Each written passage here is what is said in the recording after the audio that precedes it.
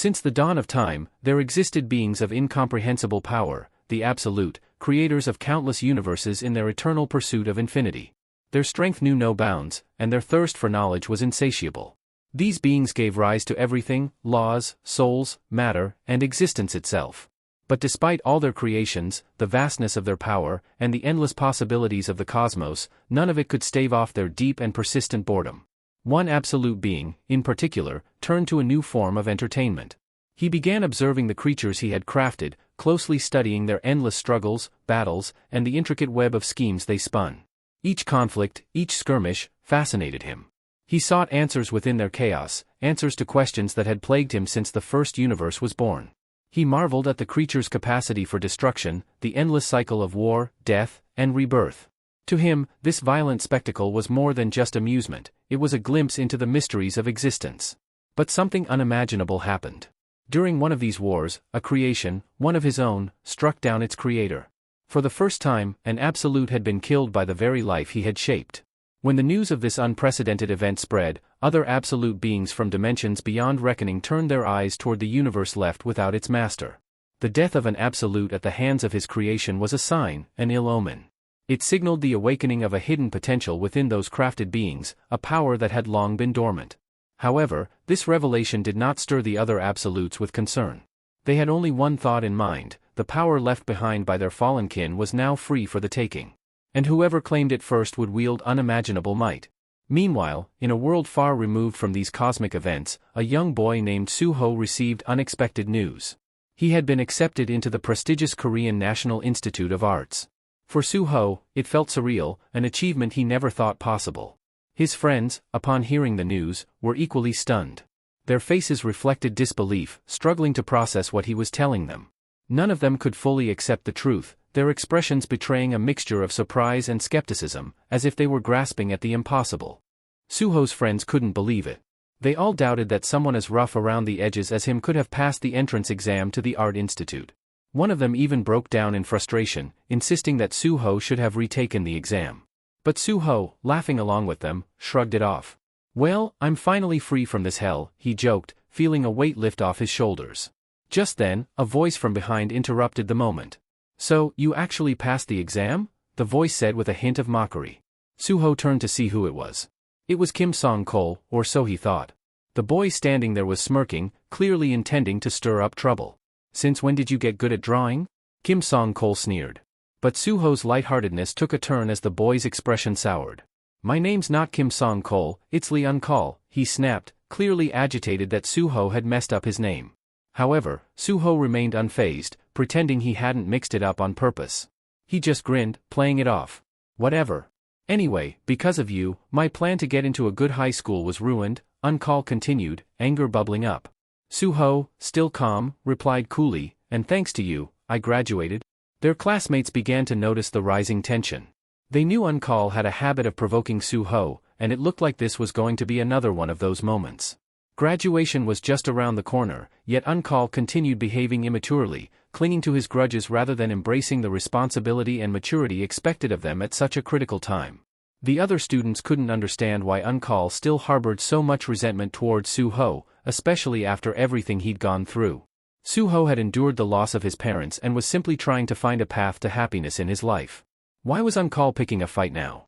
Unable to contain his anger any longer, Lee Un-kol's face twisted with rage as he shouted Suho's name and lunged at him, fist raised, ready to strike. But Suho didn't flinch. He remained completely calm, his body poised as if he had expected the attack all along. The moment Un-kol made his move, Suho reacted with lightning speed, delivering a precise counterstrike on his face. Suho glanced down at him, his expression still composed. "Stay quiet until graduation," he said firmly. But Un-kol wasn't done.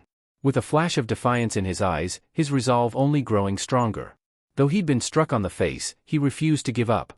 Lee Un-kol stood tall, a fierce glint in his eyes as he told Suho, "That didn't hurt at all." His hand was enveloped in a strange, glowing energy that Suho had never seen before. It was an unfamiliar power, foreign and unsettling. The mysterious aura pulsed around Un-kol as he unleashed a devastating punch, faster and stronger than anything Suho had ever encountered. It was only by sheer reflex that Suho managed to dodge the attack. Fear and shock were written across his face, and the other students stood frozen, just as stunned by the display of raw strength. Uncall's punch, brimming with energy, wasn't just powerful, it was terrifying. The force of it sent shockwaves through the room, shattering nearby iron lockers as if they were made of paper. Su-ho, lying on the floor in a daze, was completely paralyzed by what he'd just witnessed. Terror gripped him, rendering him unable to move as Uncall's entire body became shrouded in a brilliant, glowing aura.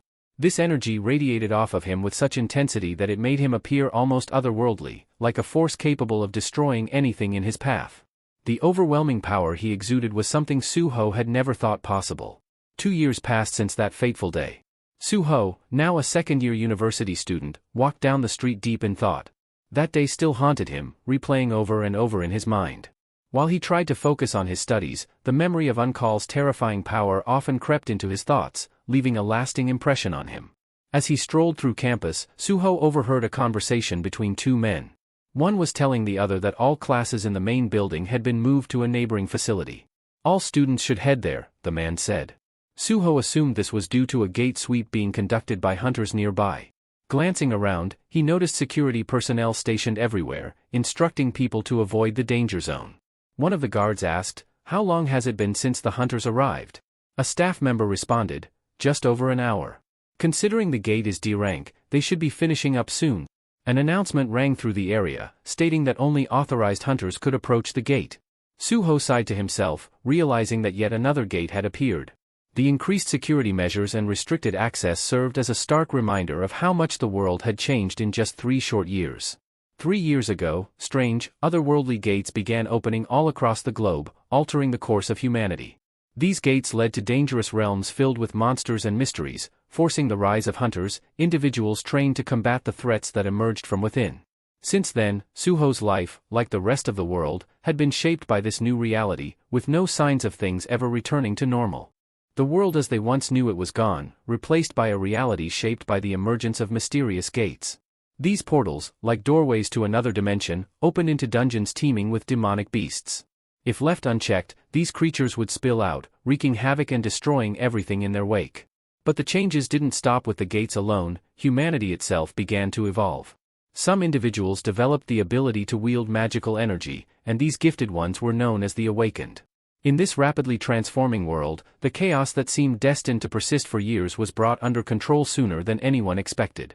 An awakened man by the name of Wu Jinchul took the initiative, founding the Hunters Association. He united others like himself, creating an organization to manage the escalating crisis and formalizing the role of hunters. Society was now divided into 2 distinct groups, the awakened, who wielded supernatural power, and ordinary people, who couldn't awaken and had to live in the shadow of those who could. For ordinary people, life felt like an endless struggle, as if they were ants facing monumental challenges, while for the awakened, it seemed as though everything was handed to them on a silver platter. The gap between the 2 groups was undeniable, and those on the weaker side were acutely aware of their limitations. Su-ho understood this more than most. No matter how hard an ordinary person tried, they could never compete with even the lowest-ranked hunter. In fact, it was the hunters who stood as humanity's last line of defense. If they didn't close the gates, their world would be wiped out. This led Su-ho to a sobering realization: while the awakened were essential for survival, the ordinary people, like him, were not. Despite his gratitude toward the hunters for making it possible for unawakened people to live in peace, a lingering sense of anxiety gnawed at him. Could he ever accept the fact that he lacked the power he so desperately wanted? His unease stemmed from the feeling of being powerless, a vulnerability that had haunted him ever since his parents disappeared. It gnawed at him, filling the space left by his lost sense of security with helplessness. He often thought about his mother's words, how she would tell him he had taken after his father. Su-ho found himself wondering what his father would have done in his place. How would he have handled the loss, the dependency on others for survival, the sense of inadequacy? These questions weighed heavily on him. Just as he was lost in thought, a voice snapped him back to reality. His teacher had approached, breaking through his memories. "You were really focused today," the teacher said with a smile. Su-ho blinked, still caught between the past and present, before nodding in acknowledgement. The teacher glanced at Su-ho's drawing, tilting his head with mild curiosity. "Is it fun drawing like this?" he asked. Su-ho, looking at his work, shrugged. "I didn't really think about it. I just drew whatever came to mind." The teacher chuckled softly, then leaned in for a closer inspection. "Your aunt is quite imaginative," he mused. But then his expression changed. "Wait, it's not just an ant, is it? It's a human ant?" Suho stared at the sketch, confused. Why had he drawn such a strange image in the first place? The unsettling picture left him with an odd feeling, as though it carried a meaning he couldn't grasp. Meanwhile, outside near the gate, the staff were preparing to meet the returning hunters. The atmosphere was calm and relaxed, signaling that the raid had been a success. People gathered around the gate, exchanging relieved glances. One of the staff members approached a hunter and greeted him. "Thank you for your hard work, Hunter Kim Jong-soo," he said gratefully. Kim Jong-soo nodded, wiping sweat from his brow. "The dungeon's been cleared successfully. We'll need to report to the association right away." "There's something new to report," he said, his voice tinged with unease. "We encountered a new species of demonic beasts. They looked humanoid but had blue flames spewing from their eyes and mouths. They fought with claws and fangs, but they weren't very strong. Just low-level monsters. I got hurt a little, but it wasn't serious. No complications." The hunter paused, reflecting on the creatures. "We've never seen anything like them before, but luckily they don't seem too dangerous," he added. The staff member nodded, suggesting that all the details be included in the official report. But before the conversation could continue, something alarming happened. Out of nowhere, blue flames ignited from the wound on Kim Jong-soo's arm. He winced, feeling a sudden, sharp pain that seemed to spread throughout his body. His sword fell from his grip, his hands trembling as if seized by some invisible force. The staff member nearby noticed something strange. Kim Jong-soo's eyes were glowing with the same eerie blue flames. "Are you all right?" the staff member called out, concern lacing his voice. But there was no answer. Kim Jong-soo stood still, his head bowed, completely unresponsive. Then, without warning, the hunter turned and lunged at him. The flames had taken control, and Kim Jong-soo, now consumed by their power, was no longer himself. The staff member barely had time to react as the possessed hunter attacked, his actions driven by the mysterious blue fire that seemed to strip him of his will.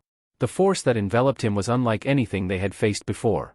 The blue flames consumed the employee in an instant, leaving nothing but devastation in its wake. The hunters trailing behind Kim Jong-soo were frozen in disbelief. Their leader, who had just cleared the dungeon alongside them, had now annihilated a man who posed no threat. It became painfully clear to them that the flames within this dungeon weren't ordinary. The fire had infected Kim Jong-soo, turning him into a vessel of destruction, capable of spreading the affliction to anyone he bit. Panic erupted. The crowd near the gate realized the gravity of the situation and began to flee in terror, fearing that the infected hunter would turn on them next. People scrambled, searching desperately for shelter, trying to distance themselves from the chaos. Meanwhile, back in the classroom, the peaceful routine of the drawing lesson was abruptly shattered by the commotion outside. The noise grew louder, and the students rushed to the windows, curious and anxious to see what was causing such a disturbance. Suho glanced up from his drawing, confused by the rising shouts. Looking outside, the students were horrified. What they saw defied logic, people attacking each other in a frenzy, their bodies wreathed in blue flames. The flames had an eerie glow, and the people's eyes burned with the same unnatural light, filled with demonic energy. The students quickly deduced that the dungeon hadn't been fully cleared after all. Panic began to spread within the classroom as well.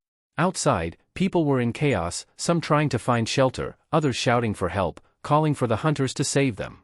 But fear was mounting. One student turned to Professor Talum, who was standing by the door, and urgently reminded him that he was an awakened too. "You've got to do something," the student pleaded. But the professor shook his head, his expression grim. "I'm only an E-rank hunter," he said, helplessly. "There's nothing I can do against that." At that moment, Suho's eyes widened as he noticed something alarming. A hunter, engulfed in blue flames, was barreling straight toward the building.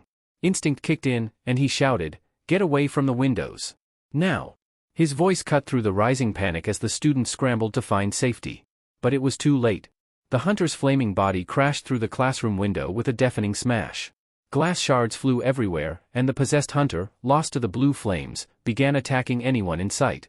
The classroom descended into chaos as the hunter, no longer in control of his own body, unleashed devastation on everyone inside. Suho spun around and bolted toward the exit, yelling for the other students to follow his lead. As he sprinted down the hallway, his heart pounded in his chest.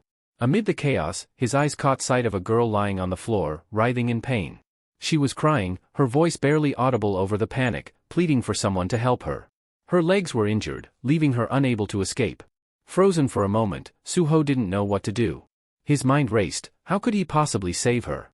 Fear gnawed at him, and without thinking, he turned away and continued running, shouting over his shoulder, "I'll get help. I'll bring the hunters." The words tasted bitter as they left his mouth. He was running away, abandoning her to her fate. But as he fled, the weight of his actions pressed down on him. Guilt clawed at him, the thought of leaving the girl behind gnawing at his conscience. What good was he, an unawakened person, in a situation like this? He couldn't fight, couldn't save her. His powerlessness filled him with frustration. It's all because I'm not awakened, he thought bitterly. Yet, deep down, Suho knew that blaming his lack of abilities wouldn't change anything. If he wanted to make a difference, he had to act. He closed his eyes for a brief moment, remembering his father's words, imagining what his father would have done. His father would never have left someone in danger, no matter the risk. Determined, Suho turned back, eyes wide with fear but also resolve. The possessed hunter was already closing in on the girl, who was screaming, her hands shielding her face as if they could ward off the inevitable. She was alone, completely vulnerable. Without hesitation, Suho grabbed a fire extinguisher from the hallway, charging back into the fray. With a desperate swing, he struck the hunter, the impact enough to knock it back. He continued his frantic assault, using the extinguisher to keep the beast at bay, his heart racing with every blow. The hunter staggered, giving Suho enough time to grab the girl and pull her to safety. Breathing heavily, Suho looked down at her, relieved that he had acted in time. He realized in that moment that this was exactly what his father would have done. He wouldn't have run. He would have faced the danger, no matter how powerless he felt. As Suho helped the girl to her feet, a sudden notification flashed before his eyes. It was a message, something he hadn't seen before. You have completed the hidden quest, Courage of the Powerless. For a split second, Suho remembered a strange dream he once had, a dream so vivid it felt real. Now, in this moment, it seemed like more than just a dream, it felt like something greater was unfolding. In the midst of the chaos, Suho's mind wandered back to a strange dream he had once. In that dream, it felt as though he were in some kind of game where he wielded powerful gloves designed for combat, using them to fend off wave after wave of increasingly dangerous monsters.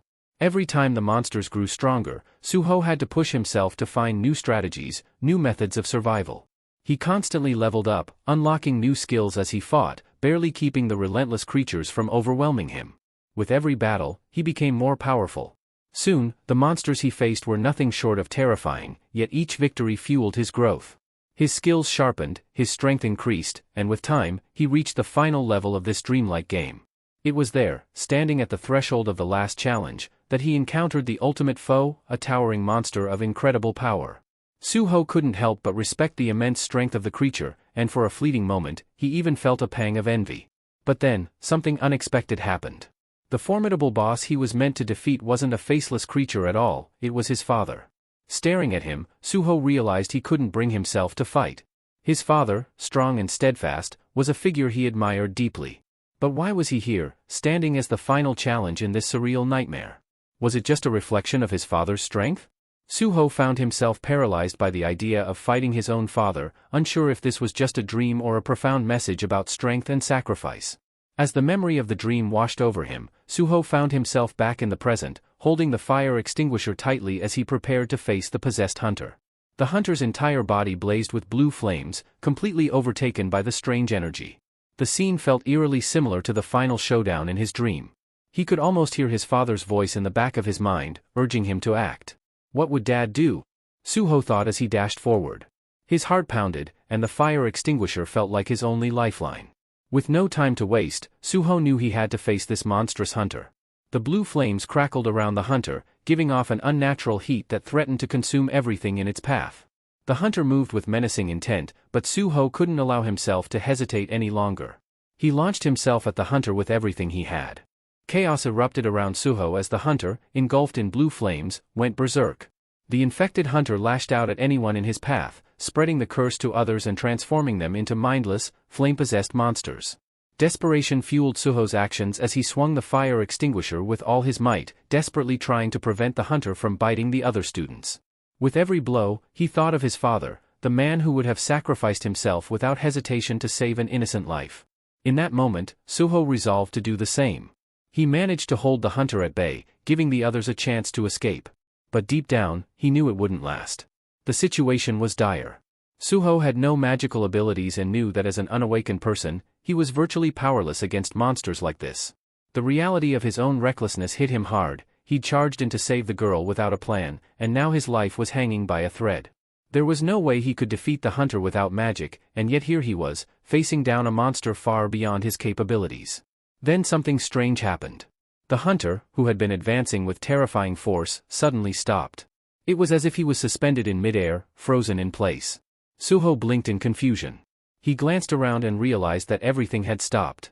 The girl he had just saved stood motionless, and the air itself seemed frozen in time. Suho's heart raced as he tried to make sense of the bizarre scene. It was as if the world had come to a standstill. Amidst the confusion, a new notification appeared in front of him, a message that he had never seen before. Shock washed over him as he read the words, "Secret quest completed, courage of the powerless. You have been offered the chance to become a player." Suho's mind raced. This was exactly like the dream he'd had, the one where he fought monsters and leveled up, becoming stronger with each battle. And just like in the dream, here was an opportunity to gain the power he never had. The power to fight back, to protect others. To become something more than just an ordinary person caught in a world filled with monsters. A smile crept onto Suho's face as he realized what this meant. The system was offering him a way out of his helplessness, a way to finally fight back. The choice was clear. Without hesitation, Suho accepted the offer to become a player. Suho's entire world shifted in that instant. The system congratulated him for becoming a player, signaling that his life would never be the same again. Though the future was uncertain, Suho felt ready to embrace it. As a reward for completing his first quest, the system gifted him a powerful spell from the mage Candiaru. Along with the spell came a profound blessing. Suho was now immune to all illnesses, poisons, and harmful effects, and he would enjoy long life free from disease. However, the system warned him this was no longer a dream. He only had one life, and he needed to tread carefully.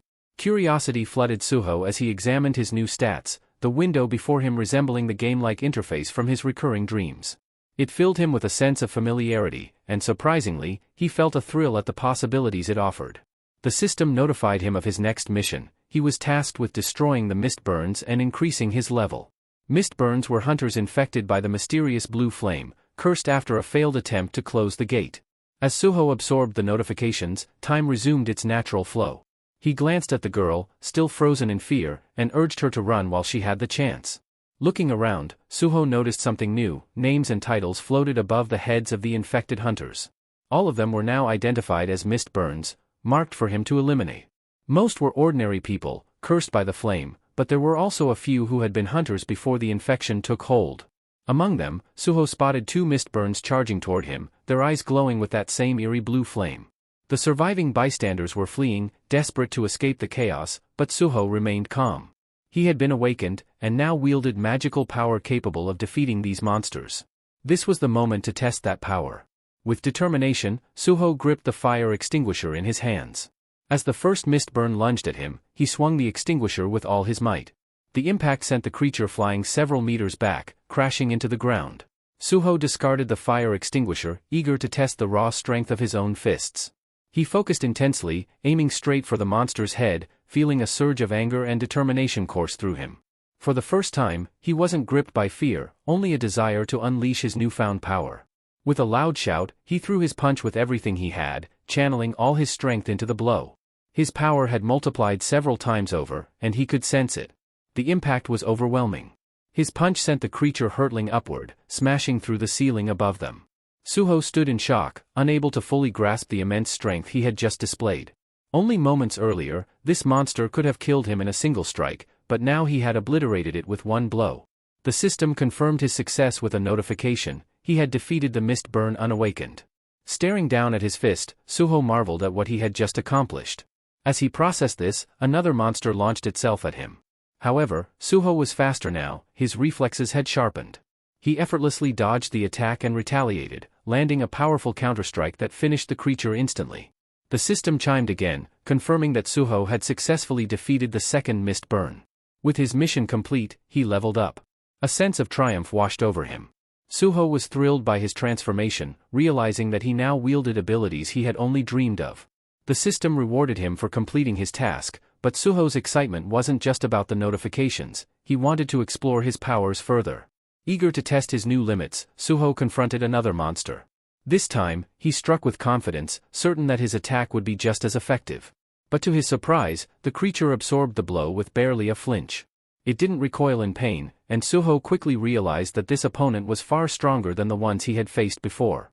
Suddenly, it dawned on him: his next battle would be much tougher than he anticipated. His earlier victories had been exhilarating, but they hadn't prepared him for what was coming.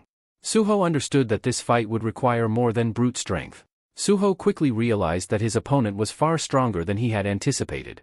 His initial surprise soon turned into anxiety as the monster's resilience forced him to rethink his approach.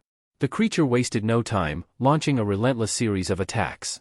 Each blow was more powerful than the last, and Suho found himself struggling to keep up. He had to endure a barrage of force and fury just to survive, and now, figuring out how to defeat this seemingly invulnerable enemy became crucial.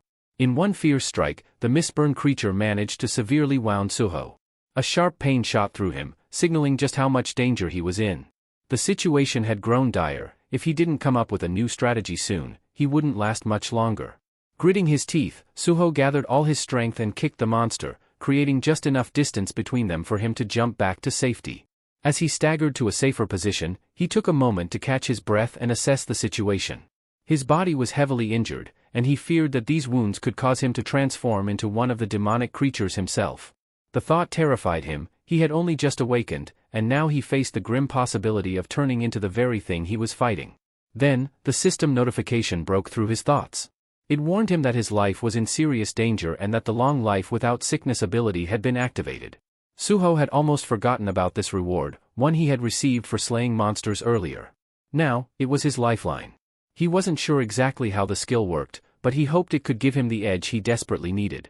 Suddenly, the monster lunged at him again, knocking him to the ground with immense force. Suho struggled under its crushing weight as it tried to tear him apart. The creature's strength was overwhelming, and Suho could barely fend off its attack. He realized, with a bitter clarity, that he was still too weak compared to even a D-ranked demonic beast. That meant he was likely ranked as an E, which explained why he was struggling so much. Despite this grim realization, Suho was determined to fight back. His awakened power might not be fully developed, but he refused to give up. He did everything he could to keep the monster at bay, grappling with it to stop its fangs from reaching him. Each second was a battle for survival, but deep down, Suho knew he had to find a way to turn the tide before it was too late. Suho had no clear strategy for defeating the monster, but he refused to surrender. He knew that every move he made could decide his fate in this life-or-death struggle. Just as the situation grew more desperate, a system notification flashed before him. He had received a reward, additional skill points and a boost to his strength. This unexpected surge of power renewed his hope, giving him the edge he needed in the fight. Feeling the newfound strength coursing through him, Suho struck the monster with all his might, managing to break free from its crushing grip. With a powerful shove, he hurled the beast across the room, sending it crashing to the ground. He knew he had to act fast. The monster wouldn't stay down for long, and Suho needed to finish it off before it could recover.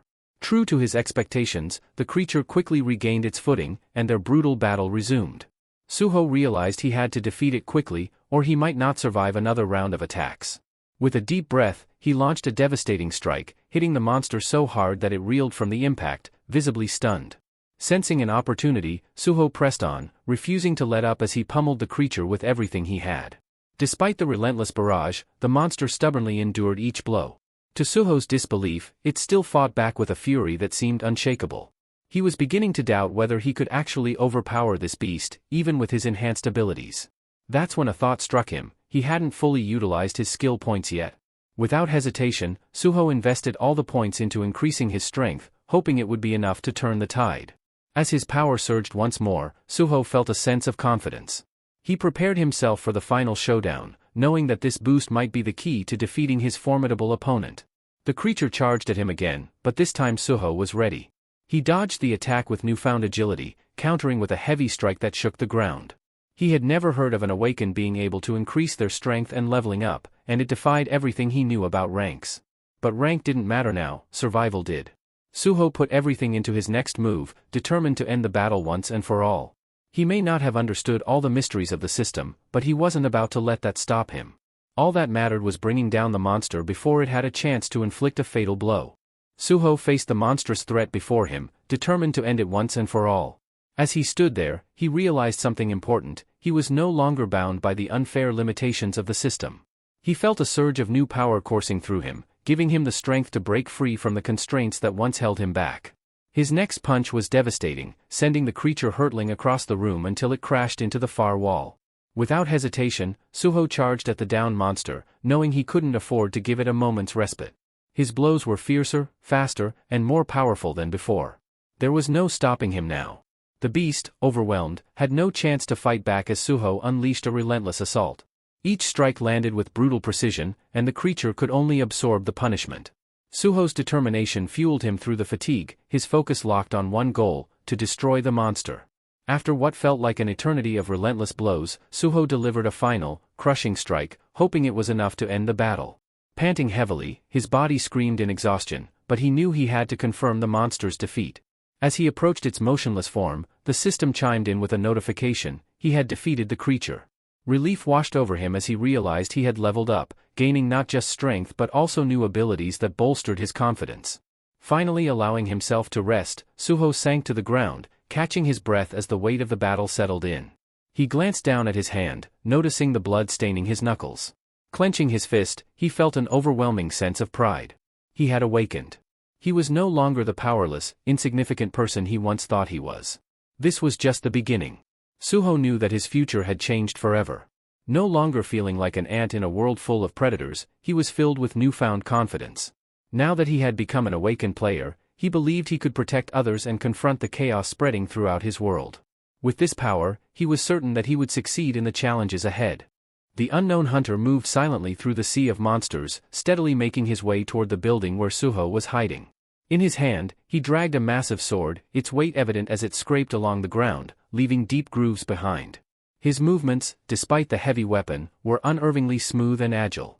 As he neared the building, the hunter launched himself into the air with incredible speed and precision, his focus locked on his target. Inside, Suho peered out of a window, trying to make sense of the chaos unfolding outside. Suddenly, without warning, a fierce attack was launched in his direction. Suho barely registered the swift motion of the fog burn, a fearsome, awakened monster, drawing its sword and moving toward him with deadly intent. In a brief moment of shock, Suho froze, unsure of how to react. His mind raced as he realized he had to act quickly or face a lethal blow. This creature wasn't just any monster, it was a C-rank mist burn, far stronger than Suho's current level, making the battle seem nearly impossible. The fog burn's attack hit with devastating force, sending chunks of debris and rocks flying in all directions. The impact left a cloud of dust swirling around Suho, obscuring his vision and throwing everything into disarray. The city was in turmoil, and he could hear an urgent announcement echoing from every corner of the streets. The warning was clear: a D-rank dungeon break has occurred near the Korean University district, and residents were ordered to evacuate immediately.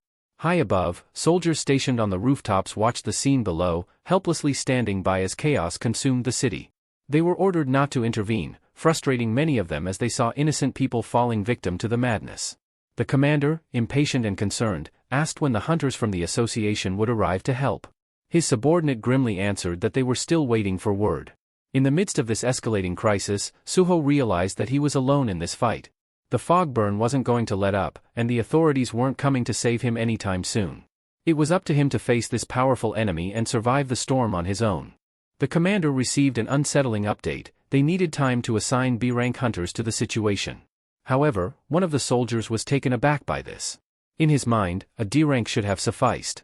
He voiced his surprise, but the commander explained that the Hunter Association feared the local hunters might have encountered far greater threats than expected.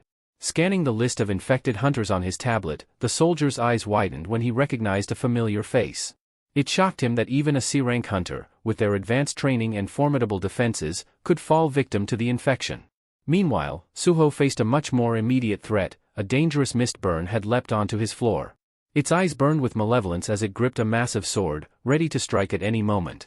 Suho could hardly believe this enemy had ascended from the lower levels to confront him. What made this encounter even more terrifying was the realization that this was no ordinary monster, it was a C-rank, corrupted by the fog. The fact that it wielded a weapon, unlike most other creatures, marked it as something far more dangerous and intelligent. Despite the fear clawing at him, Suho felt a surge of confidence. He had recently leveled up and felt a new sense of strength coursing through him. The mist burn charged forward, swinging its sword in a blur of deadly precision, but Suho narrowly dodged the blow, his pulse racing from the close call. His heart pounded, not from fear, but from a strange exhilaration. Quickly regaining his composure, Suho braced himself, preparing for the next assault. Yet, to his surprise, the mist burn didn't immediately follow up with another attack. The sudden pause in action heightened Suho's tension.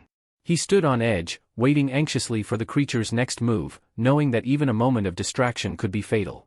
The mist-burned silence was unnerving. Its unpredictability only fueled Suho's unease. This wasn't just a monster, it was a cold, calculating psychopath whose erratic nature made it even more dangerous. Suho knew he had to stay sharp, for this opponent's next move could determine whether he lived or died. The monster raised its sword again, ready to strike Suho, who stood cornered against the wall. Its overwhelming strength and ruthless intent were clear. This creature would annihilate anything in its path. As the monster lunged forward, Suho acted fast, hurling a fire extinguisher at it.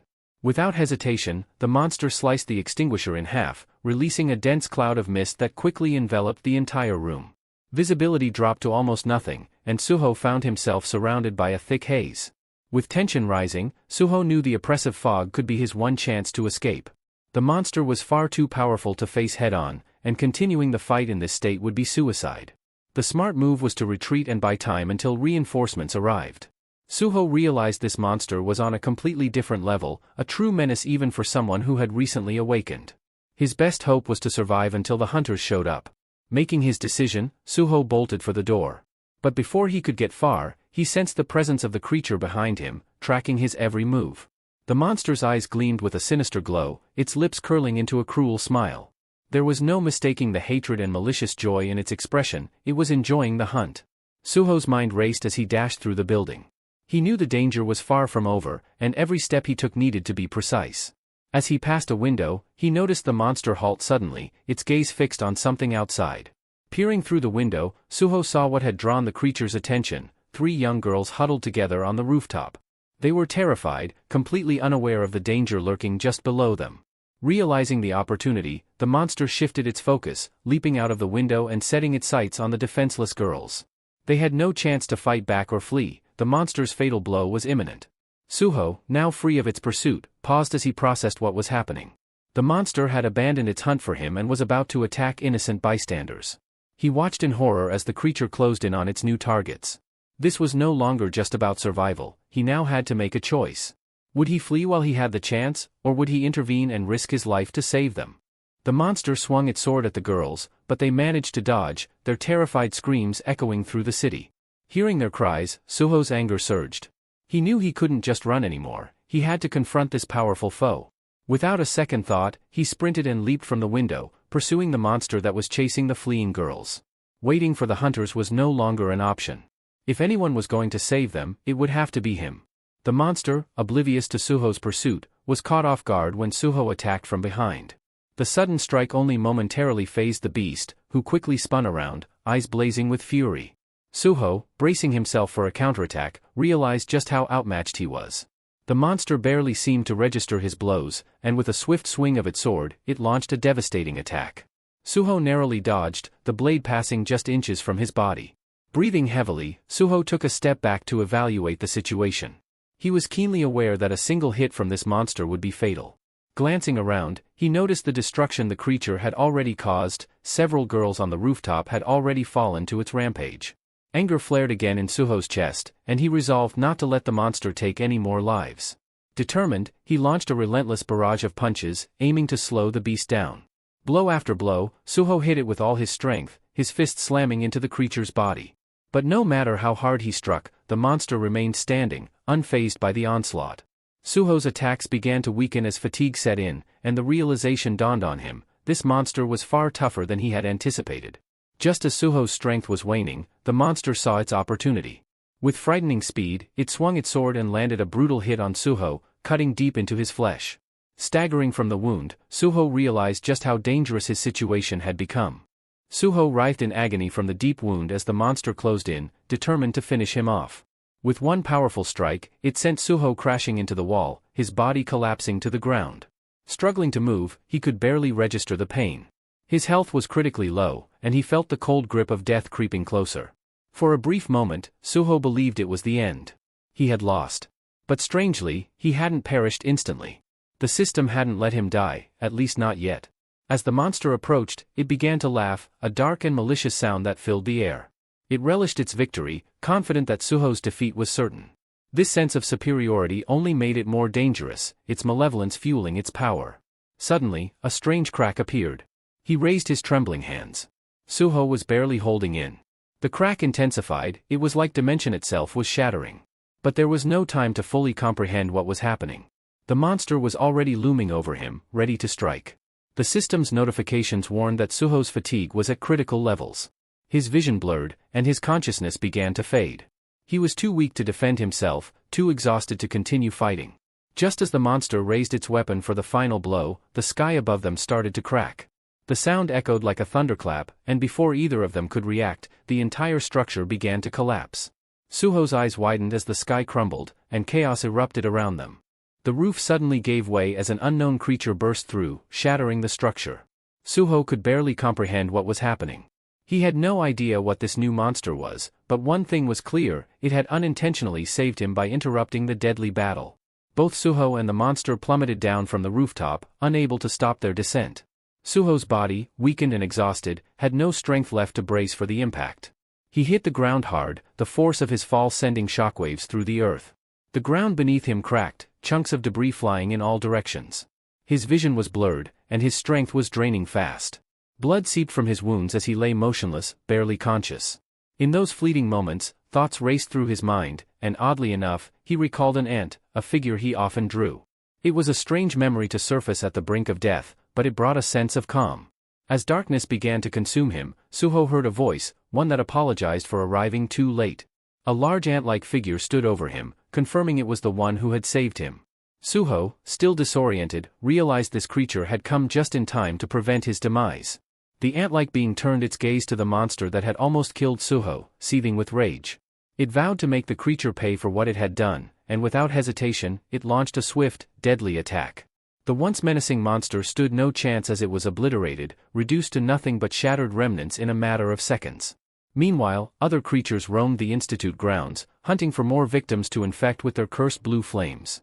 One of them locked onto a man standing nearby, completely unaware of the danger creeping toward him.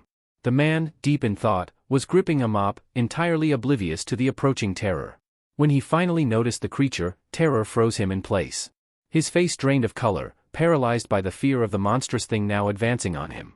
Panic gripped the man as he realized the danger. His mind raced, desperate to figure out how to save himself, but fear had frozen his body. In a frantic burst of energy, he threw his mop aside and started yelling for help, clutching his head in terror.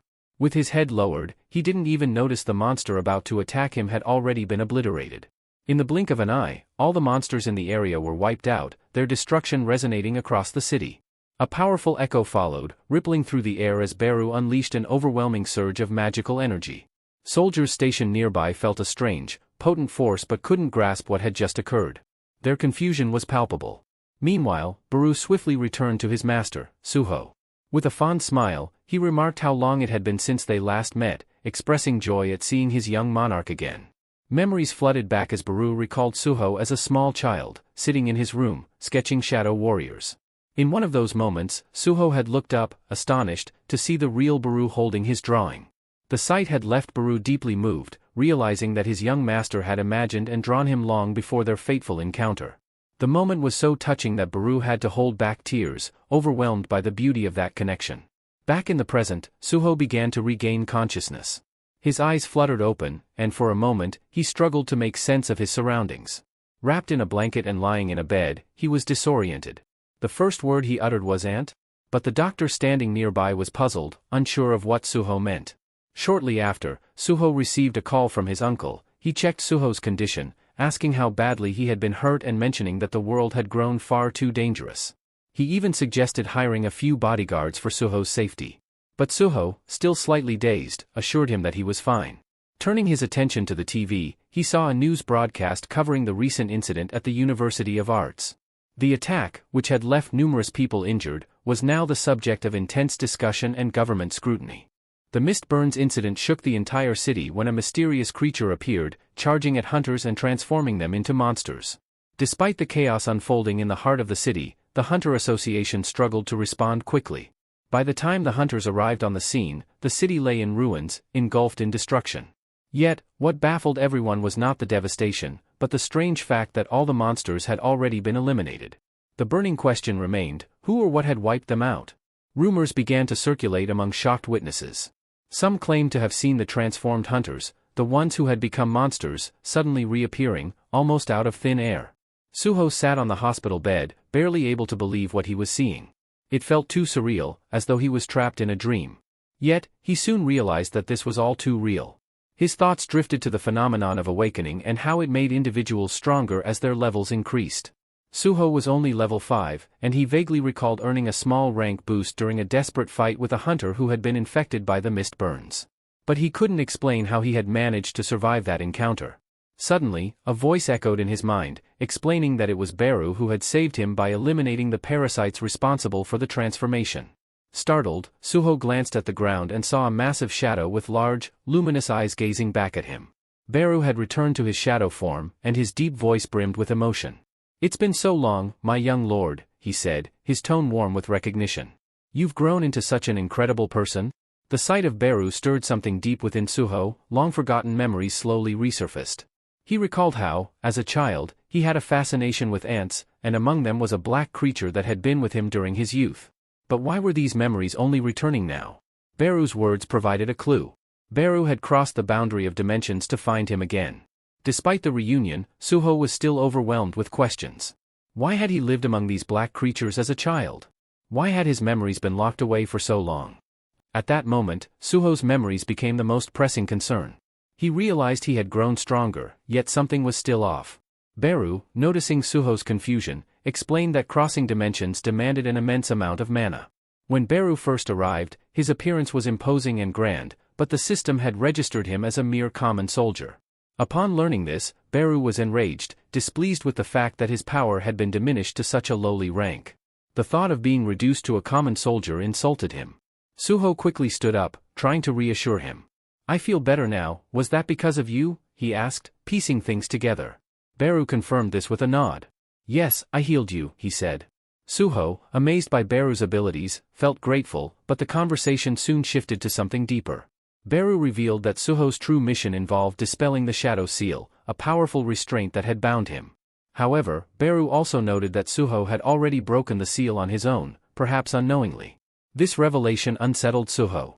What did the seal have to do with him, and why was Beru talking as if Suho had some greater destiny? Beru began to explain further. "Everything you've seen, everything you've lived through, it's all real. And you've grown much stronger since we last met. The great Shadow Monarch, Sung Jinwoo, sealed both your power and your memories long ago. He did this to allow you to live a normal life, free from the burdens of your lineage." Suho's mind raced, struggling to process what he was hearing. Sung Jinwoo, his father, was the one who had sealed away his powers?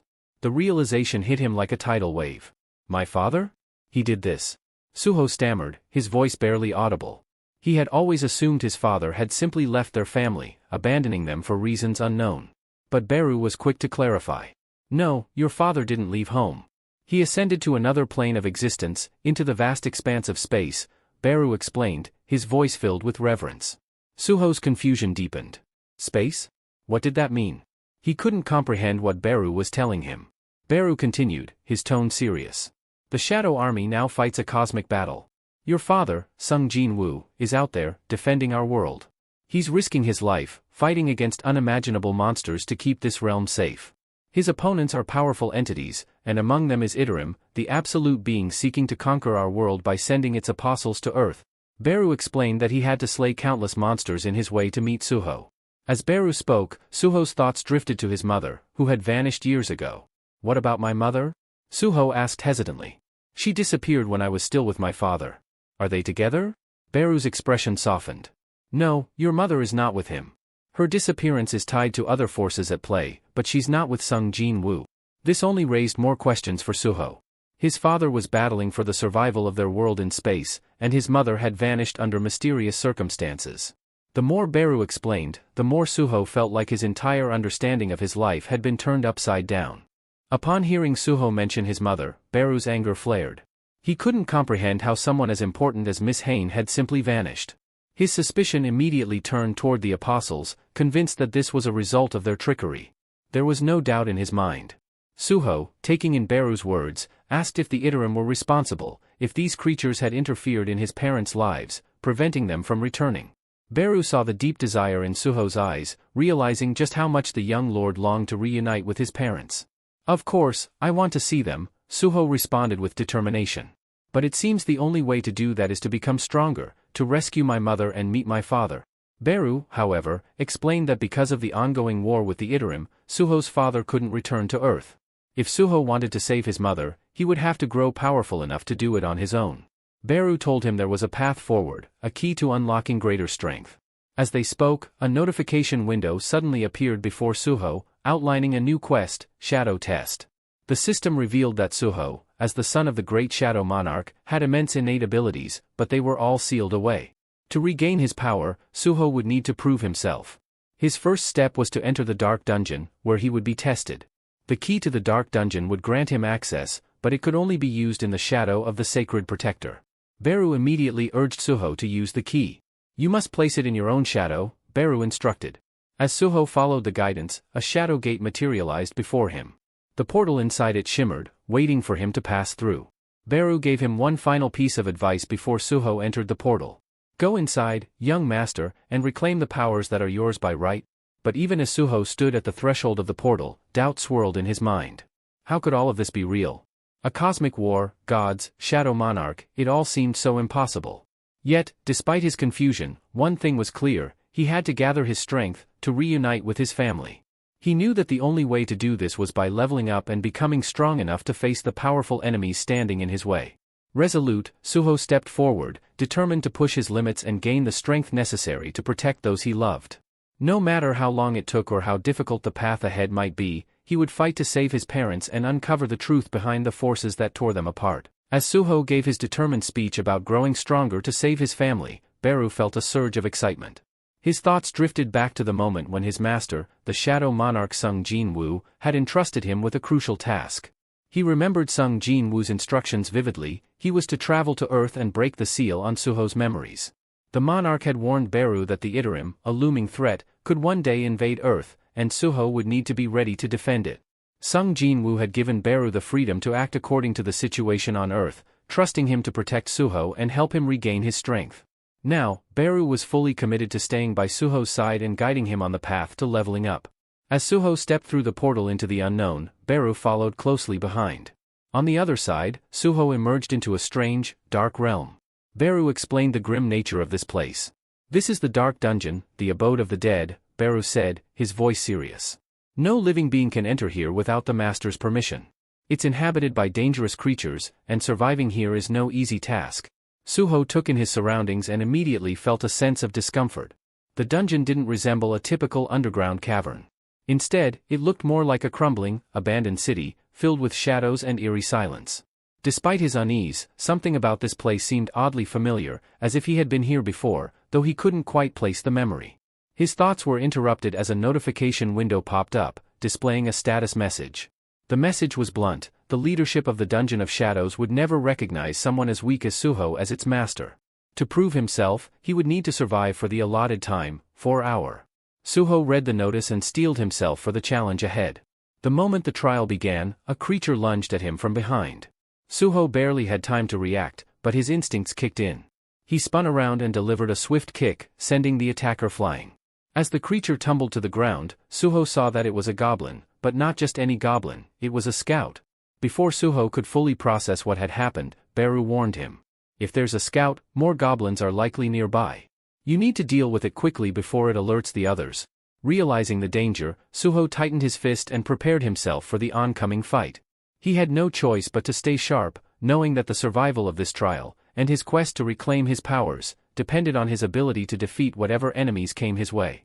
Suho charged into the fray with fiery determination, ready to face the goblins head-on. Beru, however, cautioned him to approach the situation carefully. "Young lord, there are goblins here, but be mindful. Don't be reckless," Beru advised. He pointed out that this particular goblin was nameless and weak, lacking any special attributes or even a distinctive color. "It's several times weaker than you," Beru added. Ignoring his opponent's apparent frailty, Suho seized the goblin by the arm, gripping tightly, and in one swift motion retrieved the creature's stone axe from his inventory. With a single, powerful swing, he obliterated the goblin in seconds. A notification flashed across his vision, confirming the defeat of the goblin scout. He turned to Beru, remarking that opponents stronger than him displayed names in different colors, marking their danger levels. Just as Suho finished speaking, an odd sound reached their ears. Both turned to see another goblin perched on a rooftop, letting out a loud call to summon its allies. Frustrated by the scout's cry, Suho braced himself as, within moments, other goblins appeared, their names highlighted in yellow, stronger foes than before. Along with them came goblin captains, their presence radiating an added layer of threat. Suho quickly asked Beru if he could assist in the fight. Beru, however, had his limitations. He explained that, being far from his lord, he couldn't replenish his magic power efficiently. He needed to conserve his strength, and if he participated, Suho's experience points would be significantly reduced. Realizing that Beru wouldn't be able to step in, Suho accepted that he'd have to handle the situation on his own. Steeling himself, Suho activated one of his abilities. With a focused thought, he called upon the skill, and the goblin's battle axe behind him began to lift into the air, seemingly under its own power. The weapon hovered, then surged forward, guided by Suho's will. As he manipulated the axe with skillful precision, he struck down one goblin after another, the weapon cutting a path through the crowd as if wielded by an invisible hand. The status window displayed a new skill acquisition, hinting that Suho's command over the weapon was like that of an invisible hand. Pleased with his success, Suho pressed on, determined to prove his strength and hone his abilities as he took down each opponent in his path. Just then, an arrow whizzed past Suho's head, narrowly missing him. Reacting swiftly, he raised his hand and caught it mid-air, his gaze snapping upward to locate the archer. Perched on a rooftop was a goblin with a magical bow, drawing back the glowing string for another shot. However, Suho didn't give it a chance. Within seconds, he launched a counterattack, obliterating the goblin archer with swift precision. Observing the unfolding battle, Beru felt a sense of adaptability, a reminder of the old memory. He recalled stories of the Little Lord, a mythical figure who wielded the power of the lords freely, which he inherited from Monarch. Although this power was immense, it brought unintended chaos to the peaceful lands around him. Now, however, with the apostles invading once again, Beru sensed that his power would be used to protect rather than destroy, a rebirth of the Little Lord's legend in his own hands. As Suho continued fighting, he felt a surge of strength within him, leveling up and unlocking even greater potential. He sensed that he could now exert more force, even if it was still modest. Just as he acknowledged this newfound power, another goblin stealthily crept up behind him and struck, grinning in twisted satisfaction as it believed it had gained the upper hand. But Suho was faster. He retaliated instantly, taking down the goblin in one decisive blow. Beru watched closely, assessing Suho's endurance and asking how he was faring. Yet Suho's attention quickly shifted as a new, intimidating presence entered the battlefield, emitting an overwhelming aura of red energy. It was a goblin centurion, towering over the others and radiating sheer strength. Suho kept his composure, barely acknowledging the goblin's might. He steadied his weapon, positioned himself in a defensive stance, and prepared for the swarm of enemies that now surrounded him. With fluid precision, Suho launched into battle, slashing his way through goblin after goblin, his blade cutting down every creature that dared to face him. In the heat of combat, he saw an opportunity and hurled his dagger straight at the goblin centurion. The blade streaked through the air with remarkable speed, striking its target perfectly. For the first time, Suho felt fully alive, his energy surging with each powerful strike. Now, with his powers growing, he was ready to face whatever came his way, wielding the strength and skill he'd worked to unlock in the heart of battle. As Suho continued his fierce battle, his enemy's energy steadily dwindled, yet the fight was far from over. Determined to prove his strength, he poured all his energy into each strike, fully committed to enduring for the 4-hour duration, his best opportunity to gain significant experience against such formidable opponents.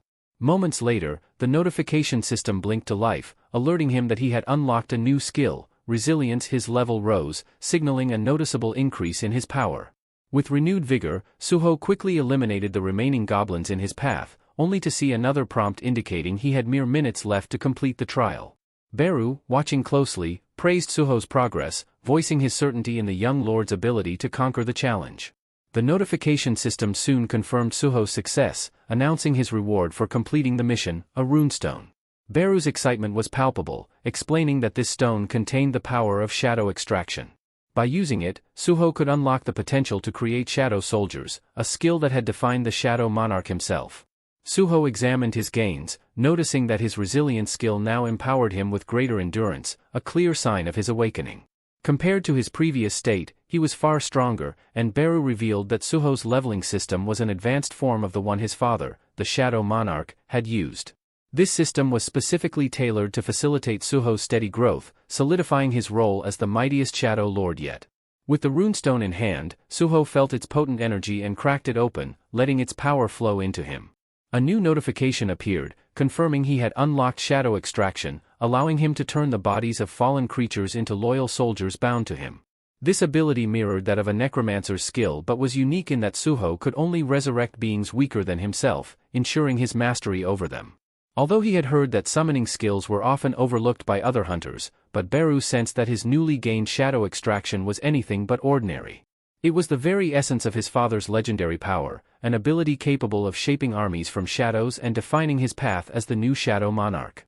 As Suho prepared to use his new shadow extraction ability, the notification system prompted him to assign a unique command for the skill. Realizing the need for a distinct phrase, he pondered briefly before settling on a powerful and familiar command, "Arise," the same phrase his father had once used. The moment he spoke it, shadows began to coalesce, and from the darkness, small figures started to take form. To his amazement, a group of shadow goblins appeared, smaller and slightly weaker than their original selves but unmistakably under his command. Suho's initial doubts faded. Shadow extraction was clearly a skill of immense value. The system informed him that these shadow soldiers would persist for 24 hours before dissipating, and Beru, observing, remarked that Suho had yet to unlock the shadow power skill, something that could enhance his intelligence and strengthen his soldiers over time. Though Suho acknowledged this, he assured Beru it was no cause for concern. Just then, Suho's stomach let out a loud growl, reminding him that he hadn't eaten in over a day. He asked Beru how they could leave the dungeon, to which Beru explained that with the shadow dungeon key, he could exit whenever he wished. Deciding it was time for a meal, Suho exited the dungeon and soon found himself sitting in a makeshift hospital tent, savoring a simple yet surprisingly delicious meal. As he ate, Beru watched over him, addressing Suho as "my little overlord" and informing him of the three primary tasks that lay ahead. The first was to defend Earth from the demonic entities threatening it. Suho suggested they could tackle this by delving into dungeons to hunt these creatures, an idea Beru approved, noting that such hunts would strengthen both Suho and his soldiers, thus securing Earth further. The final task was more personal and pressing, to find Suho's missing mother, whose whereabouts remained a mystery. Determined, Suho knew that with Beru's guidance and his growing powers, he'd be able to fulfill each of these missions and unlock the full potential within him. Suho asked Beru if there was any possible way to locate his mother. Beru replied that, while they couldn't pinpoint her exact location, defeating more of these creatures in dungeons might eventually reveal clues. They both knew the third task, finding Suho's mother, was crucial. For now, however, Beru emphasized his need to regain lost strength. He wanted to unleash his true power, something he felt had faded after serving as a regular soldier. When Suho inquired about how to restore Beru's strength, Beru explained that he could absorb certain magical items, which would be converted into shadow energy. Although it wasn't as efficient as pure magic, it could still boost his strength. With a plan forming, Suho decided to begin dungeon training to prepare for what lay ahead.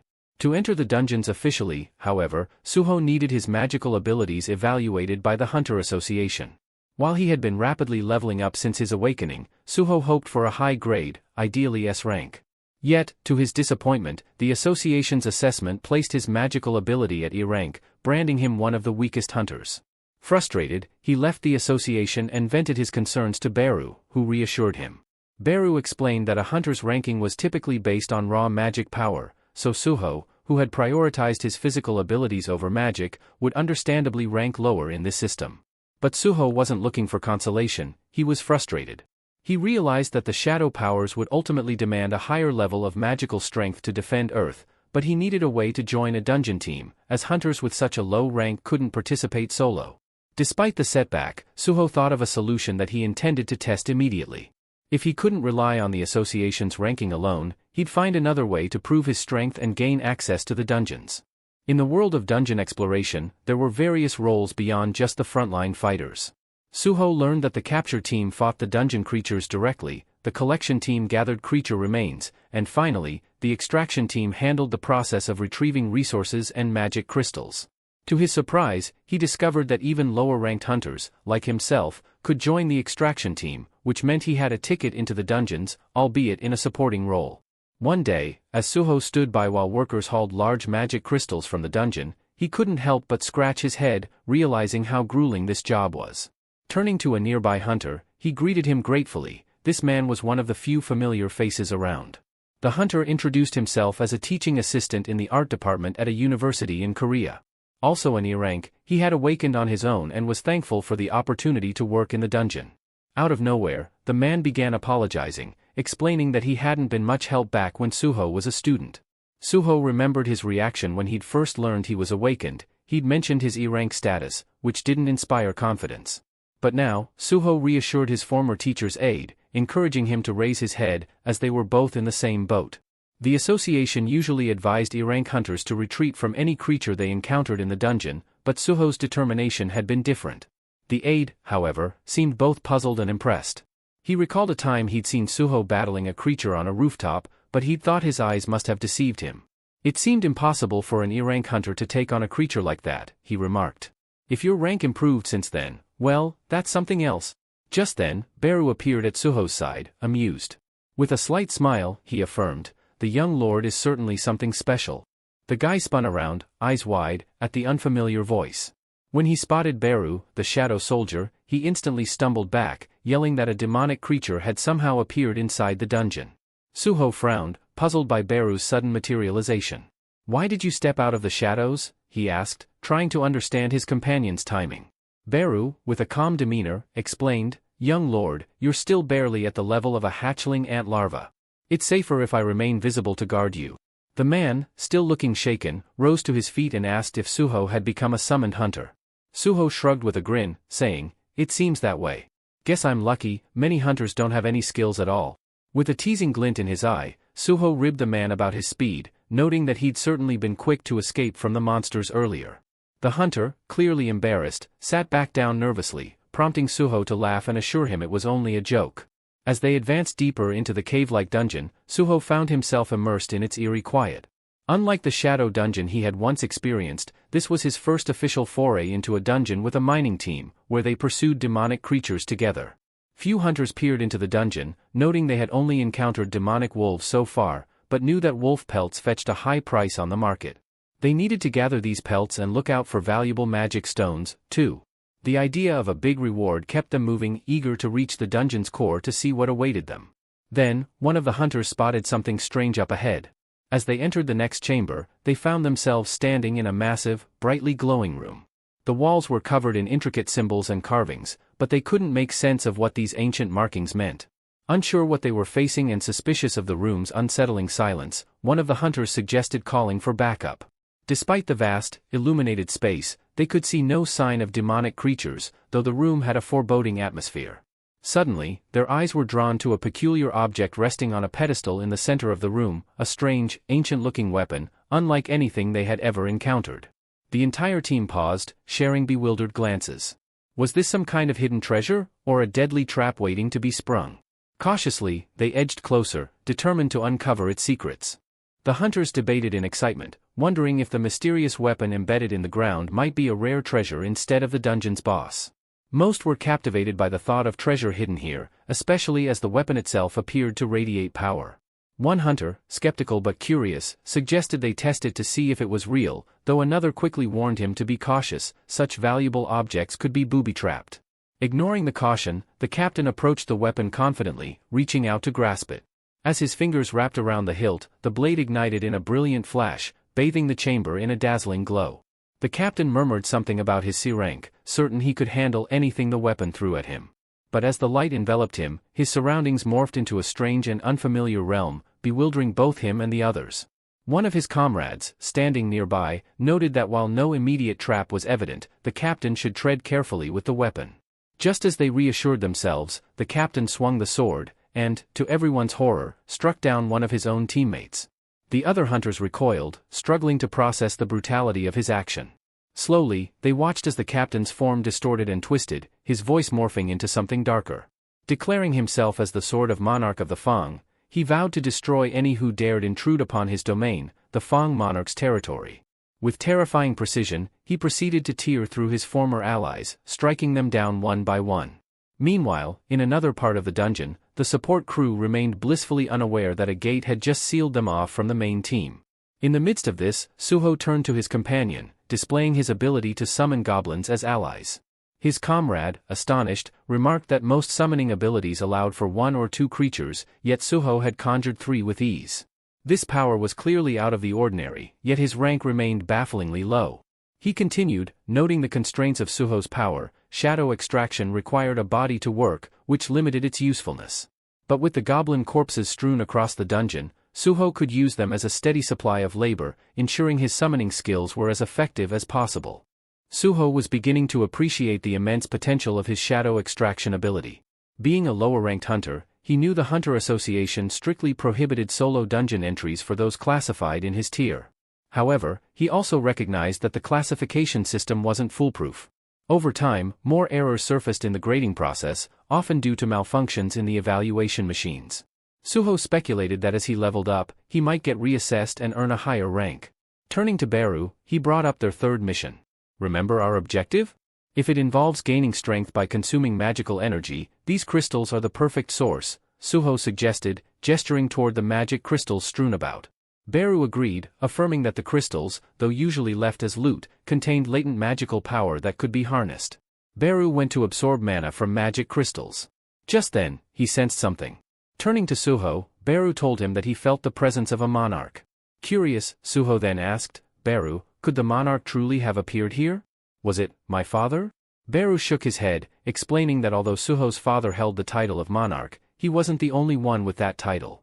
If it were your father, my powers would have been restored by now. No, this presence is something else entirely, Beru warned, advising caution. Meanwhile, in another part of the dungeon, the diggers were oblivious to the impending danger until a rumbling echoed ominously from a cavern ahead. Turning toward the sound, they froze in shock as a monstrous form began to emerge. At first, they couldn't comprehend the source of the disturbance, assuming it might just be a large animal. But as they drew closer, horror dawned upon them. It was an unmistakably demonic creature, something that hadn't been there when the hunters first entered the dungeon. The workers scrambled to flee, panic erupting as they dashed toward the exit. One miner, trapped between terror and desperation, swung his pickaxe wildly, waving it at the demon as if to ward it off. But as the monstrous creature lunged forward, his pickaxe did little to keep it at bay. The demon advanced, ready to strike, while the workers' frantic retreat continued in sheer panic, the dungeon filling with echoes of their desperate flight. The miner watched in horror as the demon dog's powerful jaws crushed his pickaxe into splinters in mere moments. Shocked by how quickly the weapon was destroyed, he felt a wave of panic rise. He knew his own life was likely next. Heart pounding, he yelled for help, hoping that one of the hunters might hear him in time. The demon dog lunged for him, but he managed to leap backward, buying himself a precious second. In that instant, Suho appeared from nowhere, striking the demon dog squarely on the head with a powerful blow. "I'll hold them off. You get out of here," he shouted urgently to the miner. His partner, barely able to process what had happened, nodded gratefully and took off as fast as his legs could carry him, glancing back once to mouth a silent thank you. With his companion safe, Suho assessed the pack of demon dogs before him. Their names were displayed in a fierce orange, signaling their threat level. These creatures were far from easy prey, far tougher than any mist burners he'd faced before. But Suho felt confident. His recent level gains had bolstered his power, and he was more than ready to face them. Irritation sparked as he considered the miner's hesitation. "You should be running by now," Suho muttered, annoyed that he always ended up jumping in to save others. The miner called back in a shaky voice, insisting he wanted to help however he could.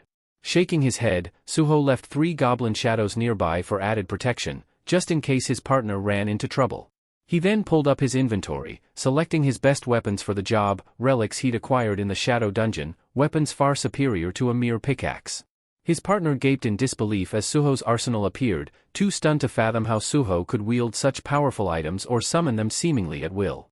Without a moment's pause, Suho charged forward, fully intent on clearing out the entire pack. His every movement was swift and decisive, cutting down each demon dog with relentless power.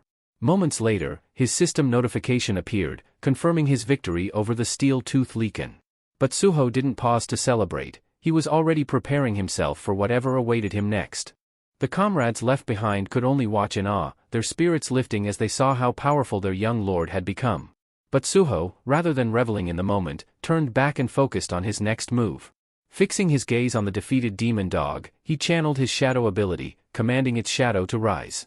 The 3 goblins nearby and his fellow comrades stared in stunned silence, horrified yet mesmerized, as Suho succeeded in summoning the very demon dog he had just felled.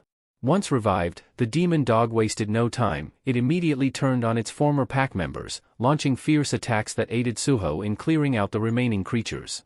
Beru, observing his little lord's swift mastery of the shadow power, couldn't help but feel proud. Suho, on the other hand, was beginning to grasp that summoning these shadows didn't drain his mana as he'd initially feared. He realized that as his magic power continued to grow, he'd likely be able to summon entire armies, expanding his influence over even larger territories. As he dispatched another demon dog, he turned his attention to the shadow it left behind, raising it to join his ranks.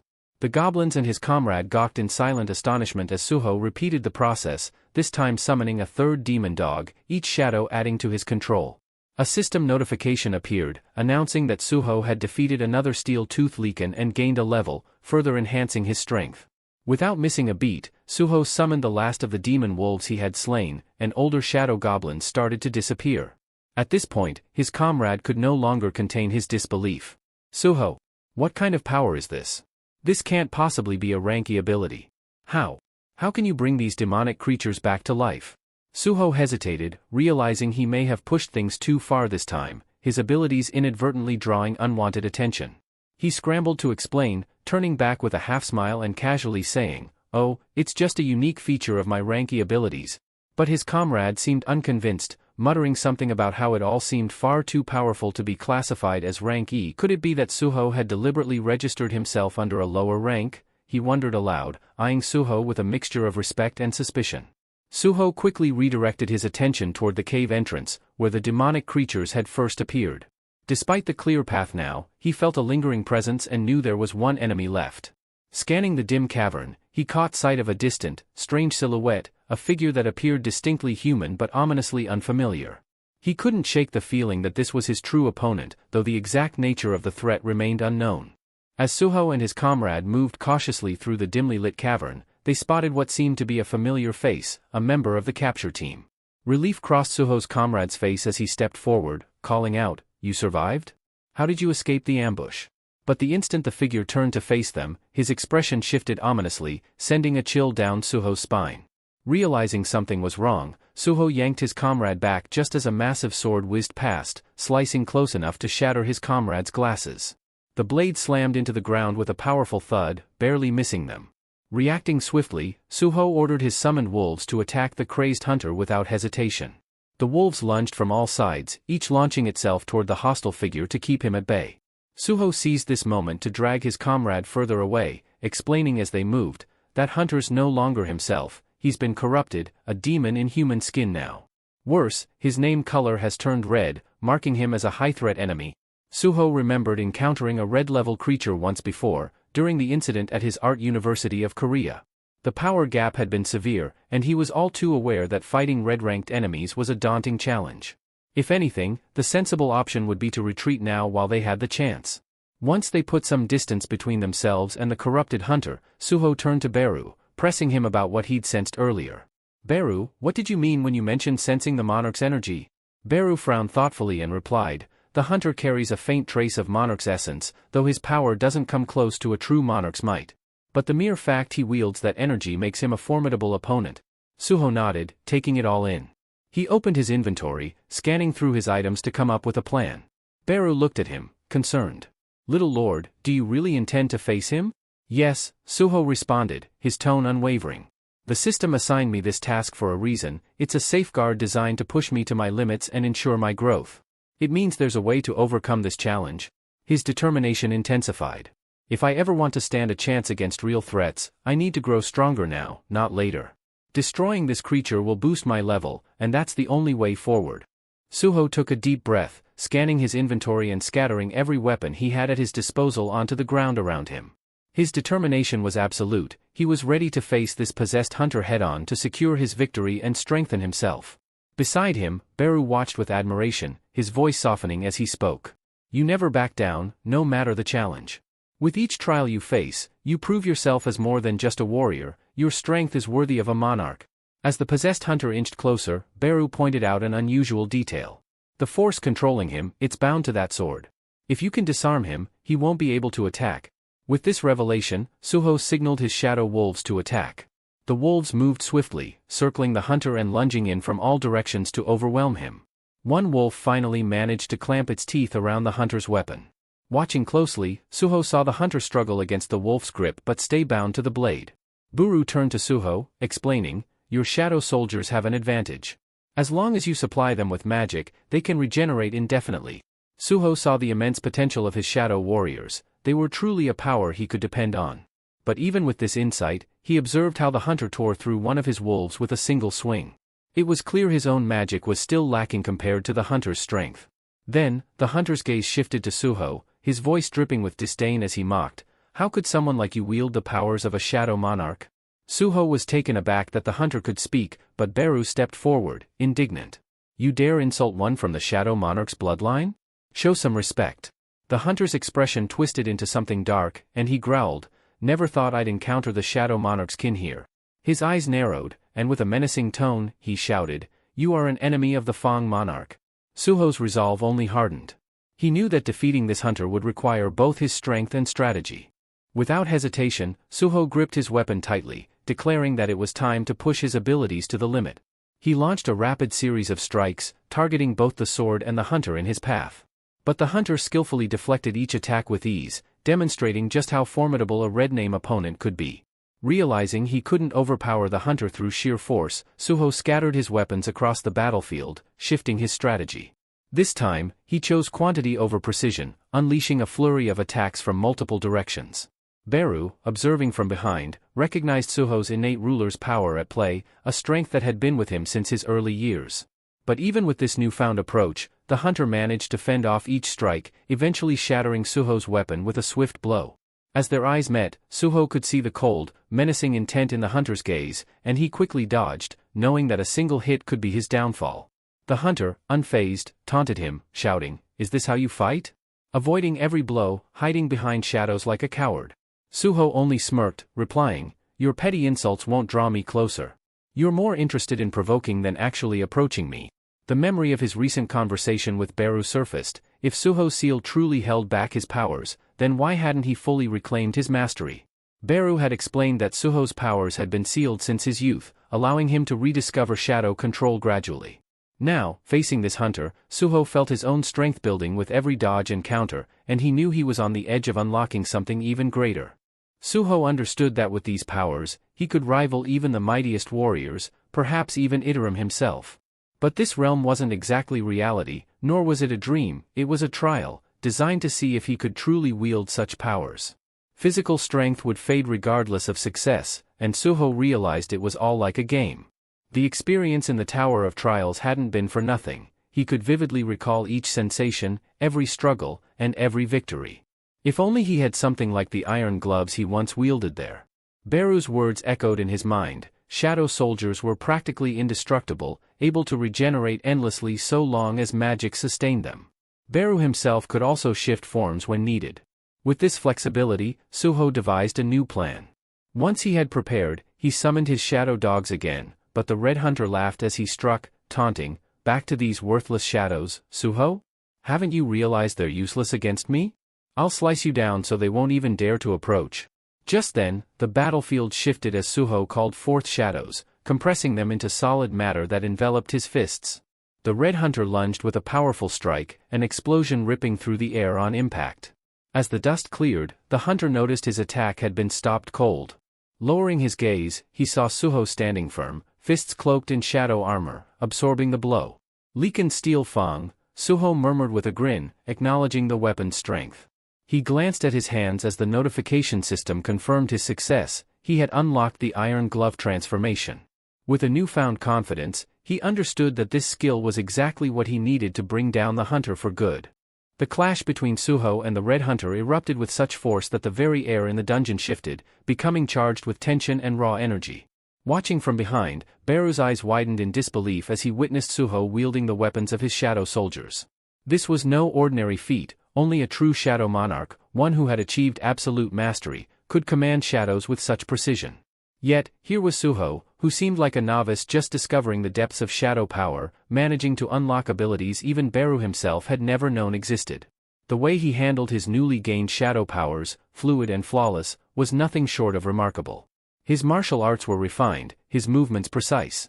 Without guidance or instruction, Suho had tapped into the very essence of ruler power and had made it his own. Beru's admiration grew with every move Suho made. Just as the Red Hunter lunged forward, Suho threw him against the dungeon wall with a powerful strike, causing an eruption of shattered stone and dust. Yet, the Red Hunter was not so easily defeated. With a roar, he staggered back to his feet, screaming in defiance. But Suho was undeterred. His weapon sailed through the air with unerring precision, aimed directly at the Red Hunter. In that moment, Beru understood how far his little lord had come, marveling at Suho's rapid growth and natural genius. Once Suho delivered the final blow, the Red Hunter grudgingly admitted defeat, muttering that he'd thought his power was invincible with his notorious red title. But now, it was evident that his reign had come to an end.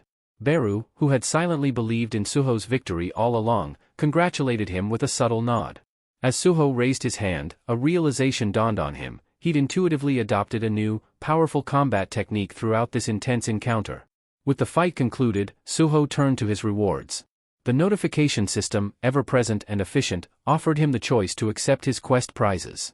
Suho agreed, and the rewards appeared before him in quick succession. His first reward was a rune stone inscribed with the power of the Storm Strike technique, and the second was mastery over the very skill itself. The power of Storm Strike now coursed through him, marking yet another step in Suho's ever-evolving strength. In that instant, a radiant blue aura surged around Suho, illuminating him with an ethereal glow. He sensed immediately that this new skill was an invaluable gift, one many would envy.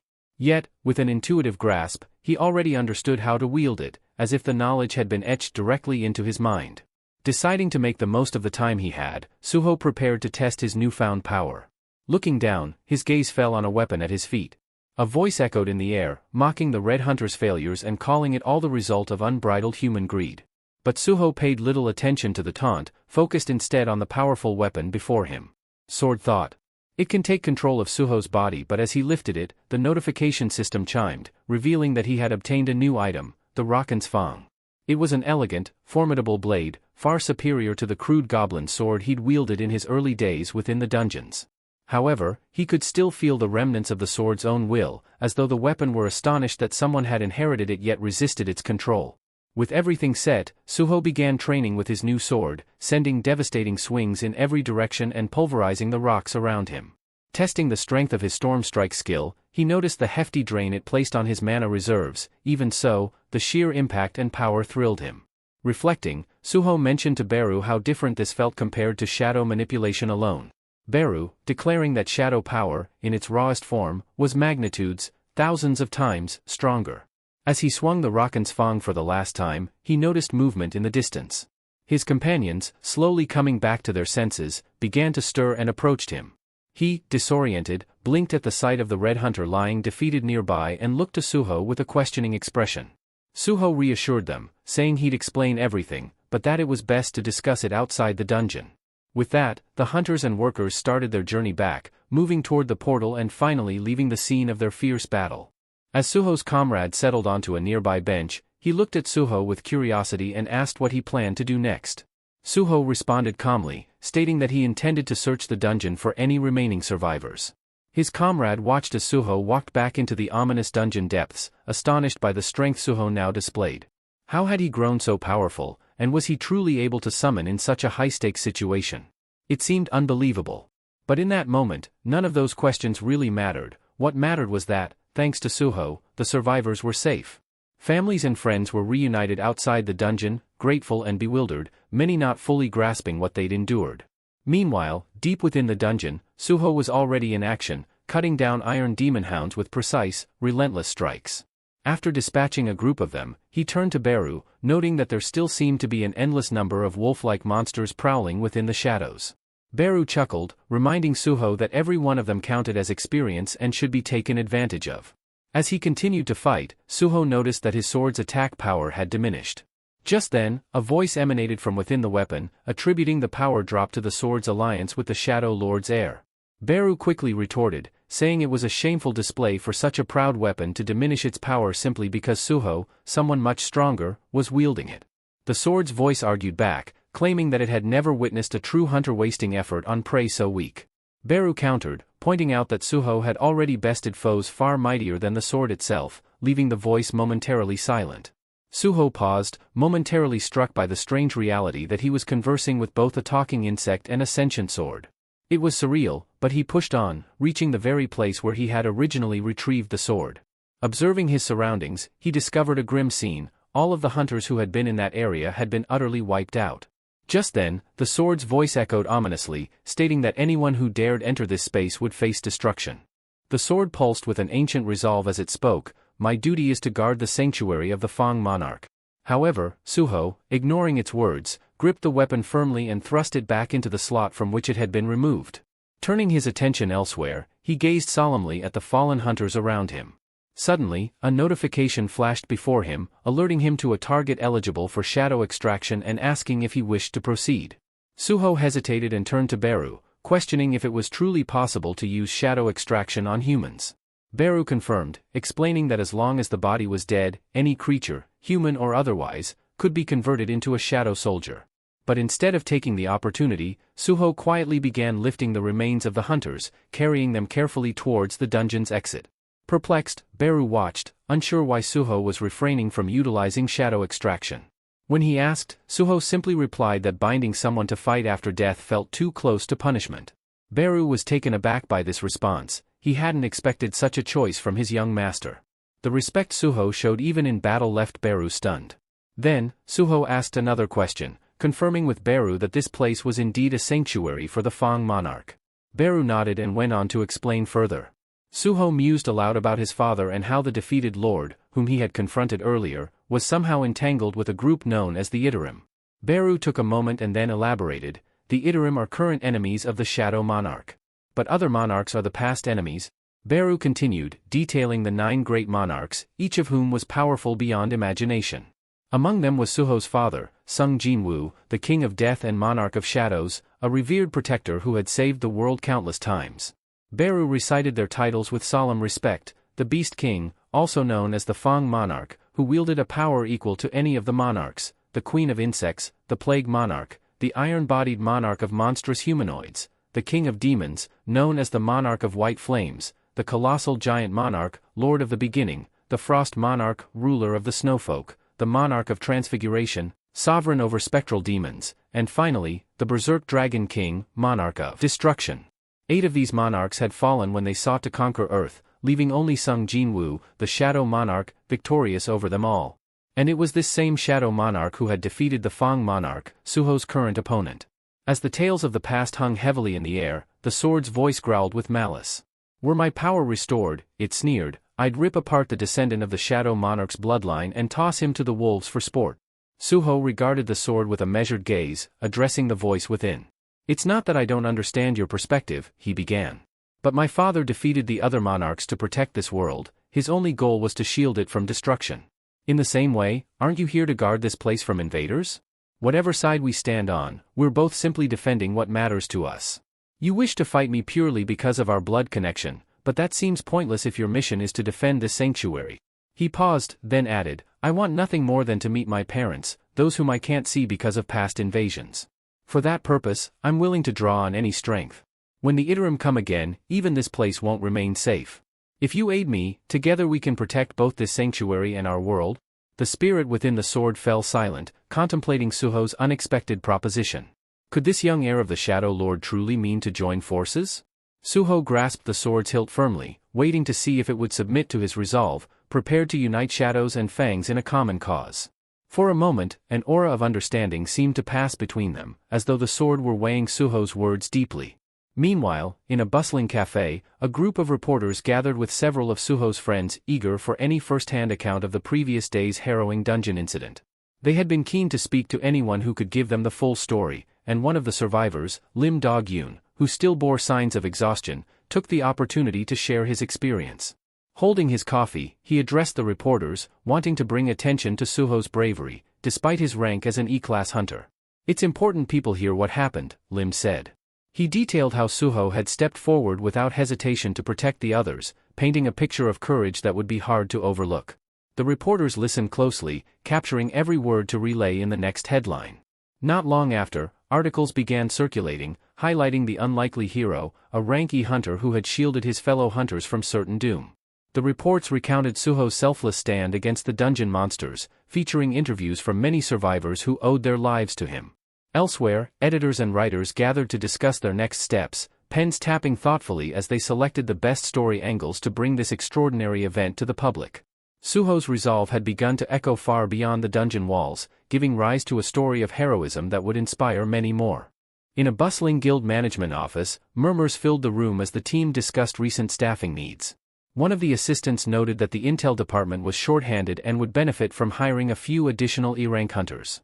The second-in-command, seated at the main desk, quickly agreed, instructing his colleague to find a suitable candidate. The man at the computer scanned through profiles, stopping at one that caught his attention, an E-rank hunter who had recently faced down monsters in a dungeon, coordinated the evacuation of a minor team, and single-handedly rescued an injured hunter. Upon realizing the candidate's rank, those around him were visibly surprised. But the second-in-command merely shrugged, assuring them, "Don't be so quick to judge. Bringing him into a high-ranking guild like ours could be beneficial. It wouldn't hurt to have him here and resolve a minor scandal or two." A staffer then inquired if Hunter Suho had responded to their initial outreach. The mention of Suho's name drew interest, particularly because they had learned he'd received an invitation from the prestigious Black Turtles Guild. He must be thrilled, one of them assumed. However, the colleague at the desk turned, stating, "Actually, Suho declined the offer." The second-in-command blinked in disbelief. Declined? An E-rank rookie refusing a guild like that? What's he thinking? He shook his head, grumbling. Does he believe he's some kind of S-rank hunter? It doesn't make any sense. Another staffer chimed in. Apparently, Suho has no interest in joining any guild. The leader's irritation deepened, unable to grasp how a rookie with such a low rank could afford to pass up such opportunities. "Mark my words, he'll come around," he muttered. "Sooner or later, Suho will realize how challenging it is to survive without a guild support." Meanwhile, back at his apartment, Suho checked the notifications popping up on his phone. Since his last dungeon expedition, he had been inundated with guild invitations. A flood of offers filled Suho's inbox, though he noticed that nearly every guild wanted him for menial roles as a porter or gatherer. He couldn't quite understand the overwhelming interest, but he dismissed the offers. To him, joining these guilds would only limit his potential and slow his progress with the system. There was simply no reason to waste time on tasks that would sidetrack his path to growth. Turning his focus to his sword, Suho looked at Fong Raken. "About what we discussed in the dungeon," he began, combining Shadow and Fong. "Are you still open to that?" Fong Raken's voice responded skeptically, clearly stunned. "Are you serious? You think a Shadow can become a true ally and not an adversary?" After a pause, he added, "But there is one condition, take me to another of the Fong Monarch's sacred lands." Suho raised an eyebrow. "You know where to find it?" Fong Raken replied confidently, "I know the locations of all the Fong Monarch's holy sites, regardless of distance. But there's a problem, a gate leading to one of them has already vanished. It's most likely undergone a dungeon breach." Realization struck Suho. This holy ground must now be an open dungeon, a place where vicious, powerful monsters roam freely. Once a breach forms, creatures spill out, transforming the area into a desolate wasteland. Gripping his phone, Suho quickly messaged his uncle, saying he'd be unreachable for a while and not to worry. He knew he needed to seize this chance to gain strength and elevate his level as rapidly as possible. Later, Suho glanced over at Beru, asking if they were close. Beru nodded. "Yes, we're here." But in the parking lot, they immediately spotted signs prohibiting entry. Suho noticed that the Hyena Guild, a notorious group known for recruiting former gang members, had claimed the area, adding a layer of tension. Understanding that a direct approach might be met with hostility, Suho steeled himself, ready for whatever awaited him beyond the barrier. Beru advised Suho to ignore the petty creatures and focus on leveling up. As Beru and Fong bickered, Suho cut them off, irritated, demanding to know what they were doing. He stated he was ready to break in and would use his powers to make it happen. With that, he began shattering the surveillance cameras one by one.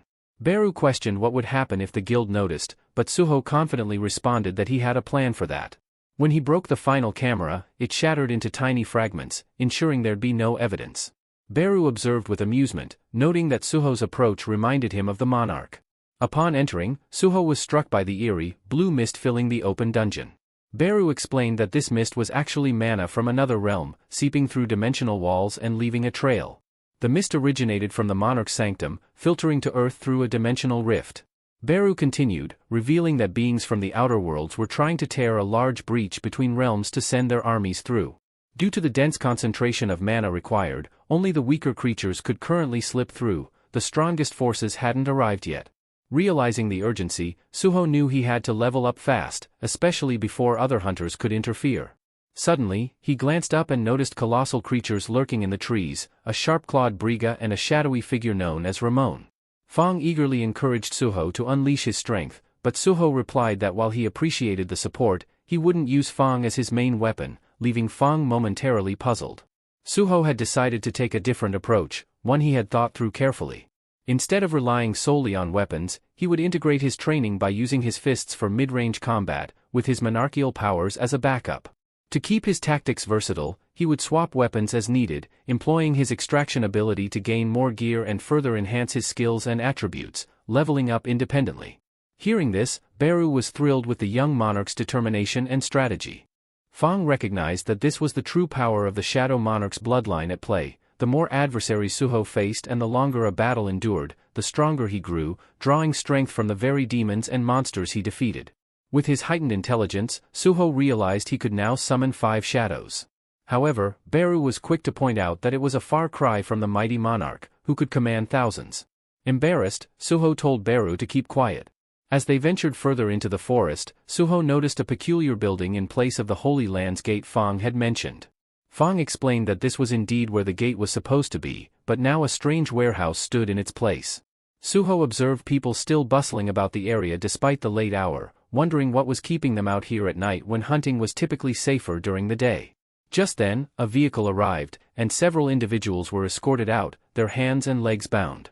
Realizing he was witnessing a kidnapping, Suho felt a surge of anger.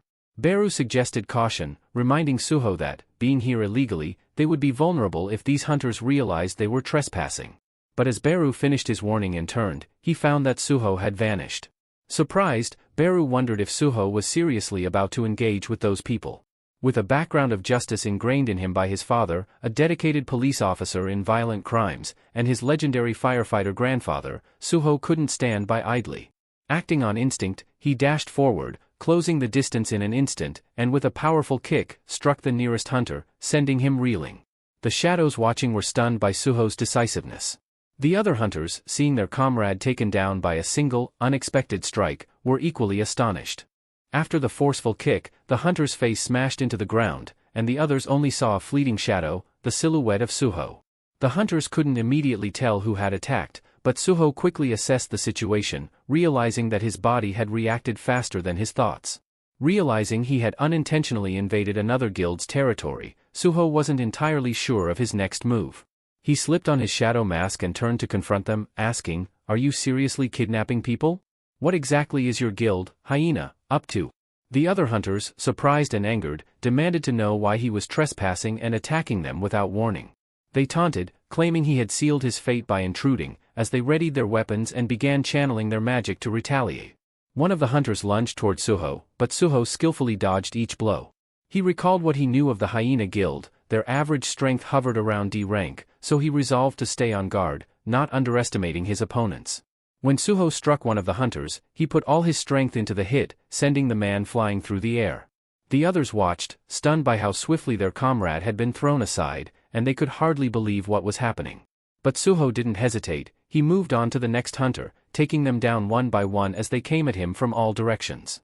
Beru, watching intently, was astounded, realizing that these D-rank awakened ones, who were fairly powerful by human standards, were now no match for Suho.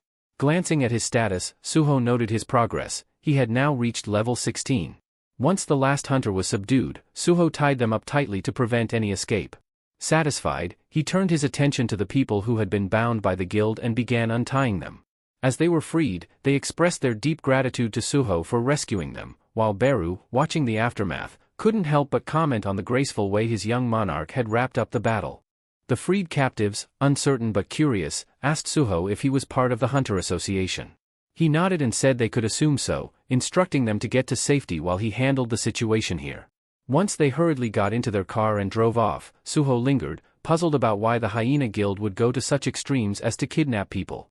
Just then, Fong's voice echoed in his mind, saying he could sense something nearby. Intrigued, Suho asked what Fong meant, and Fong hinted that this was the reason he had insisted on coming here in the first place. Suho and his companions moved toward a building on the other side of the fence. Entering the dimly lit room, Suho was taken aback by what he found. Rows of cages lined the walls, and a faint, strange energy filled the space, barely noticeable yet present. Beru pointed this out as well, though the source of the energy was difficult to pinpoint. As Suho scanned the room, his gaze settled on a small creature locked in one of the nearby cages. Initially, he thought it was a mere dog, but Fang quickly corrected him, suggesting that the creature was, in fact, a young wolf, a descendant of the legendary beast monarch, Fang. Hearing this revelation, Suho could hardly believe his ears. Fang then elaborated, explaining that after a brutal conflict with the Shadow Monarch, the beast monarch Fang had given the order for the last of his bloodline to be hidden in a shrine. He had hoped that one day, if his lineage survived, another Fang monarch might rise. Fang admitted that he hadn't expected to find a Fang descendant here of all places. Moved by the story and the little wolf's plight, Suho broke open the cage and gently lifted the wolf cub into his arms, feeling the faint traces of a noble aura that had suffered greatly and was almost depleted. Fang warned him that the young wolf's energy was so low it wouldn't survive if left in its weakened state. Beru then asked Suho what he planned to do next. Suho, eyes blazing with newfound resolve, muttered that while he had expected to find a few minor figures here, he now understood there was one last foe he would have to deal with. At that moment, Suho sensed a twisted aura. Turning, he spotted a demonic figure emerging from the shadows, its voice dripping with malice as it sneered that trust in others was a futile sentiment. The creature introduced itself as Brokey and claimed to have survived by any means necessary.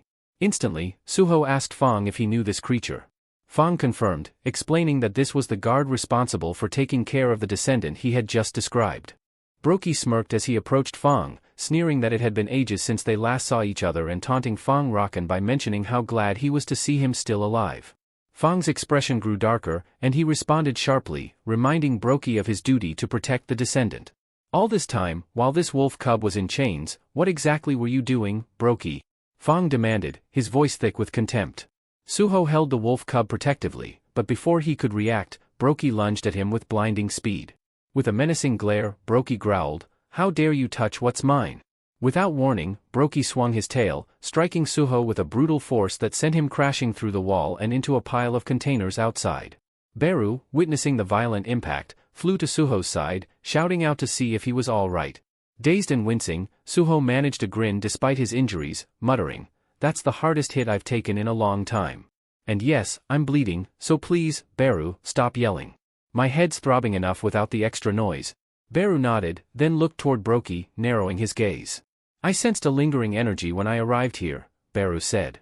"It's Iterim's energy, unmistakably connected to this one." His words caught both Fang and Brokey's attention. Turning to Brokey, Beru asked, "Do you realize what you've done to the monarch's descendant?" Brokey interrupted with a twisted laugh, explaining smugly that his strength was no mere coincidence. "Even after losing my sanctuary, I've grown strong by following nature's law of survival.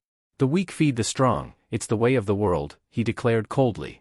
"This cub, though weak, carries the bloodline of the Fang monarch, making him an ideal source of power."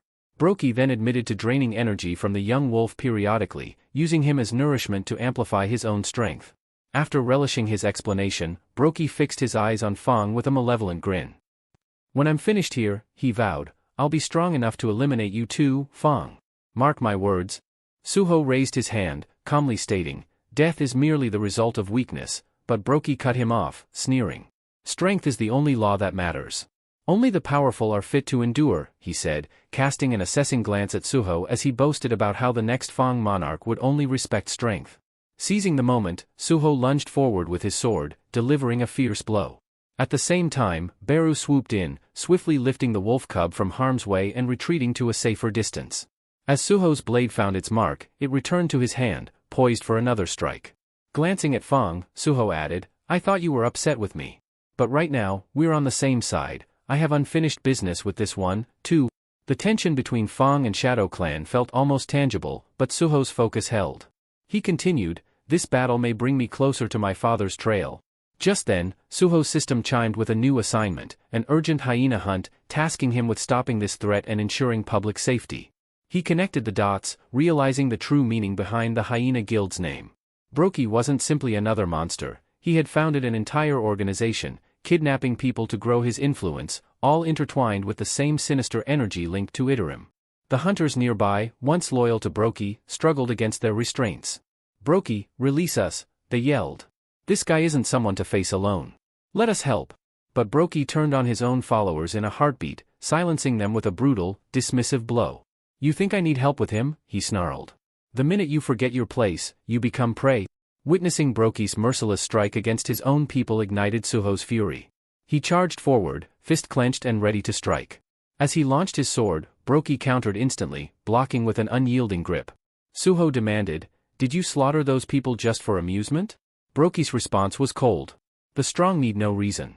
We decide who lives and dies, as we see fit." Brokey followed with another powerful swing, but Suho managed to dodge just in time, shifting to the side and steadying himself, more determined than ever to bring down the monster before him. Launching himself into the air, Suho dove down at Brokey with a fierce determination, his body descending like a storm. Mid-flight, he activated his recently acquired skill, Stormblade, summoning gusts of slicing wind around his weapon. But as Suho's attacks rained down, Brokey barely flinched. Smirking, he sneered, "Is that it? You're not even close to honoring the name of the Fang heirloom." Just then, a blade came whizzing through the air from a different angle, catching Brokey by surprise as it sliced close to him. Suho, standing a few steps back, extended his arm, revealing his control over the flying sword. "We're just getting started," he warned. Fang, watching closely, took the chance to question Brokey. "What happened to you? You once pledged loyalty to Rakan with such pride. Why betray that oath?" Brokey's expression hardened, his eyes narrowing as he responded. "Loyalty," he scoffed, letting out a cold laugh. "There was never honor, only fear. I respected Rakan's power, nothing more. Living like that, shackled by fear, I couldn't bear it any longer. So, when the chance came, I decided to seize my own future by any means necessary." Brokey caught Fang, and destroyed it. With a sudden burst of speed, he struck Suho with a devastating punch, sending him reeling. Suho felt pain tear through his body as if every bone were fractured, but his mind latched onto a powerful memory. Images of his father flashed before him, a figure battling somewhere unknown, never backing down. That memory rekindled a strength within Suho. It reminded him that surrender was not an option. Steeling himself, he summoned the shadows around him, cloaking his fists in shadowy armor. Channeling all his remaining strength, he launched a powerful blow straight into Brokey, determination blazing in his eyes. Watching from a distance, Beru marveled at his young lord's resilience and power. Despite his age, Suho was wielding strength beyond what anyone expected. Fang, lying battered on the ground, glanced at his shattered sword and the memory of its former power. Everything, the survival of his descendants, the future of the Fang lineage, all rested on Suho's shoulders now. The fight wasn't over, it had only just begun. Fang could sense that Suho, just like him, was ready for the battle still to come. At that moment, the young wolf cub began to stir, slowly rising to its feet despite the strain and pain it felt. Fang Rakan watched, understanding that this cub, the last descendant of Lord Rakan, was summoning the strength to stand. Inspired by Suho's fierce determination, the cub struggled to its paws, its resolve mirroring Suho's own. Realizing what he had to do, Fang Rakan thought, "The least I can do now is offer the remainder of my power to the next generation." As Suho continued his fight, each clash echoing through the battlefield, he barely held off his opponent's relentless onslaught. With a powerful strike, Brokey sent him crashing to the ground. Lifting his head with difficulty, Suho noticed a system notification displaying his remaining hit points. The monster loomed closer, radiating an ominous aura and taunting, impressive endurance for such a lowly creature. Brokey raised his arm to deliver a finishing blow, but suddenly, a sharp set of claws swiped across his paw. The young wolf cub had intervened, striking just as Brokey was about to end Suho. Suho blinked, surprised by the wolf's sudden appearance and courage. Standing firm, the cub positioned itself protectively in front of Suho, its eyes blazing with determination. A notification appeared in front of Suho, showing that the Fang descendant had acknowledged his bravery and offered to join him as an ally. Suho hesitated, uncertain. Is this little cub really the descendant of the Fang? The monster, equally shocked, glared at the cub, snarling, "Is that truly a descendant? Has he absorbed the power of Rakan Fang?" At that moment, Suho pieced it together. The cub had inherited the essence of Rakan Fang, who must have sacrificed himself to infuse his power into this young wolf. Suho had intended to align with the Fang from the start, and after a quick look at the system's notification, he decided there was no reason to hesitate. Accepting the Fang descendant as an ally, he confirmed the bond. Almost immediately, a new system window appeared, indicating that data synchronization was underway. Suho felt a strange influx of energy, memory seeping into his mind as if he were tapping directly into the wolf cub's past. The images formed into fragmented memories, an ominous cave, where Brokey told Fang's descendant that they lost the war to Shadow Monarch and he must become stronger. Soon after, shadowed figures gathered around a small, trembling wolf cub. Among them, Suho saw beings vowing to challenge the powerful lord, declaring that the survival of the fittest ruled their world. The Fang clan member asserted that, no matter the risk, they would grow stronger to secure a future for their kind. As one figure extended a hand, the little cub cowered, and a creature laid a hand on the cub's head, transferring some mysterious energy while muttering, "I choose you. Use this power wisely, it's a gift that will help you survive, depending on your resolve." The memory then shifted as Brokey's sinister plot came into focus, his henchmen tasked with capturing people alive and delivering them to fulfill the monster's twisted purposes. The memories showed how Brokey, fueled by power, fell further into darkness, and how the little wolf grew more fearful with every passing day. Witnessing the memories, Suho realized that these beings, who marked the wolf's mind with such fear, were somehow linked to the dark force of Iterim. The Fang descendants' motivations were clear to Suho now. The cub didn't simply want revenge on Brokey but hoped to stop him entirely. Determined, Suho recognized that if Brokey's actions were tied to Iterim, he had to end this here and now. But he knew he wasn't strong enough to do it alone, not yet. As if in response, the notification system updated, presenting Suho with a new quest, Monarch's Descendants Quest. The details urged him to find the Monarch's heirs and forge alliances with them. This would be the first step toward strengthening his position and securing allies in the battle against darkness. The Monarch's Descendants Quest demanded 8 alliances, with the first already forming through Suho's connection to Fang's lineage. As Suho acknowledged this bond, a vivid blue aura enveloped him, intensifying with each passing second. Beru, watching intently, noticed that his young lord was undergoing a transformation unlike any before. Meanwhile, Brokey grew tense, bewildered by the strange surge of power emanating from Suho. Driven by desperation, Brokey launched himself at Suho, intending to end it all in one decisive blow. He struck with such force that the ground around them began to crumble, sending shockwaves through the air. But just as Brokey's blow landed, the system flashed another notification, confirming that a skill had awakened through Suho's bond with the Fang descendant. Suho had activated a level 1 beast transformation, a bonding skill that consumed 1 mana per second. This skill infused his body with the descendant's essence, enhancing his physical power and awakening heightened, animal-like senses. For a moment, Suho struggled to grasp what was happening. His body felt feather-light yet powerful, his senses keener than ever. The world around him seemed sharper, each detail vividly clear, and his movements flowed effortlessly as he instinctively avoided Brokey's assaults. Then, in a sudden counterstrike, Suho unleashed a powerful kick, sending Brokey reeling. Stunned, Brokey struggled to process how this human, who had been on the defensive moments ago, now moved with such swiftness and strength. Enraged and confused, Brokey roared, insisting he could not be losing to the same mere mortal he had dominated minutes prior. This power was supposed to belong only to him. He had fought, sacrificed, and clawed his way to the strength he wielded. In the background, Beru looked on in awe, sensing the drastic increase in Brokey's magical aura. Furious, Brokey spat, "I don't know what trick you're using, human, but I won't fall to the likes of you. Strength defines the right to rule, and you'll regret being born a weak creature of your kind." But Suho only narrowed his gaze, his new strength urging him forward, determined to prove Brokey's arrogance would be his undoing. At this moment, Suho activated a new skill, quickly picking up techniques for hand-to-hand combat. Nearby, Beru's expression darkened in irritation as he overheard Brokey, the beast, boast about the difference between their species. To Beru, nothing and no one stood above a shadow monarch, and this arrogant creature needed to be silenced. When Brokey heard this, a flicker of doubt passed over him. Could this young human truly be a shadow lord? Before he could fully process this, Suho dashed forward and delivered a precise, unyielding kick, driving Brokey deep into the earth. Yet even with his body battered and strength failing, Brokey clung to his single-minded obsession. He had to keep getting stronger. Nothing else mattered. With fading vision, he glimpsed a familiar figure, Rakan, his master. Regret seeped in as Brokey chastised himself for failing to protect Rakan, the one who had once entrusted him with so much. At last, the little wolf, recognizing his old friend's end, raised a mournful howl to the sky, saying his final goodbye to Brokey. Suho observed the fallen Brokey, a notification informing him that he had leveled up from the victory. He glanced over to see the little wolf gazing sorrowfully at Brokey's lifeless form, saddened by the realization that he'd had to confront and ultimately lose someone who had once been his guardian. The silence was thick, and both Suho and Beru stood quietly for a moment, respectfully watching the somber scene unfold. Finally, Beru broke the silence, commending Suho for his strength and skill in taking down Brokey. Suho, however, remained focused and asked Beru if he sensed any trace of Iterim's power lingering nearby. Suho shared that, through his bond with Rakan's heir, he had glimpsed troubling memories.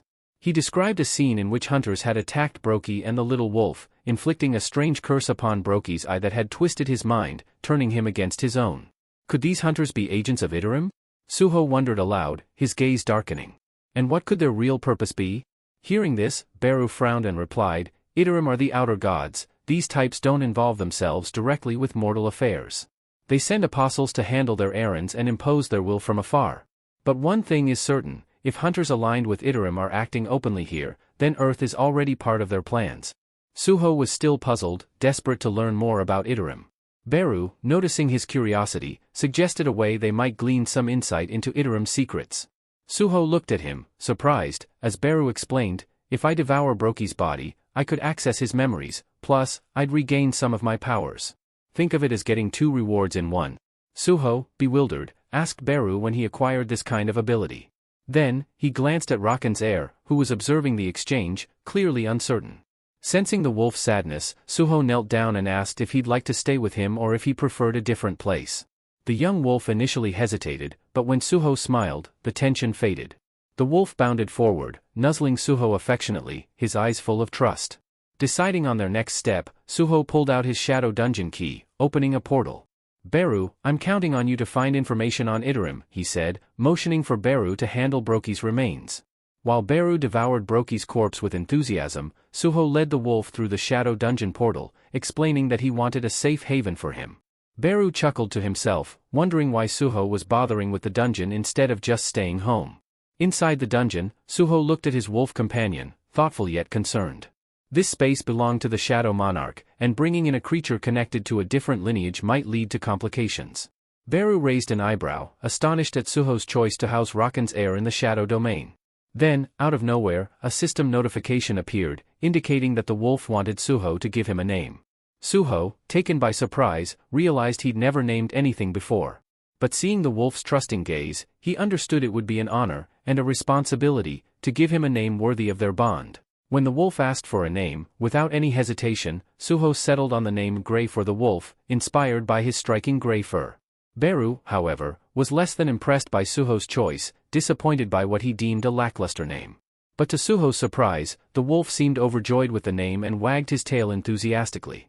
The system then notified Suho that Grey had officially become one of his allies, and their trust level had increased. The system also designated a portion of the Shadow Dungeon as Grey's new territory. Suho, still concerned about his new companion, wondered aloud what Grey would eat in the dungeon.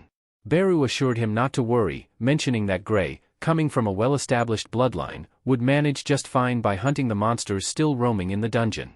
This explanation put Suho at ease, especially knowing that a few monsters had survived from his last visit. Grey, thrilled with his new home, eagerly began his hunt, quickly proving his worth by attacking a goblin with a single strike, effortlessly killing it. Meanwhile, Suho and Beru sat on a tree branch, quietly watching as Grey hunted down multiple goblins. Suho couldn't help but marvel at how swiftly Grey adapted to his powers, despite being so new to them. Just then, a system notification appeared, informing Suho that he had earned the title of Wolf Slaughterer for defeating Brokey, and had gained additional ability points. Suho was a bit confused, as he had always thought of Brokey as a hyena, not a wolf. Beru, sensing Suho's confusion, urged him not to focus too much on the strange title, suggesting he should be proud of the recognition instead. Suho nodded but couldn't shake off his uncertainty, especially regarding the mysterious quest he had been given to find the heirs of all the monarchs.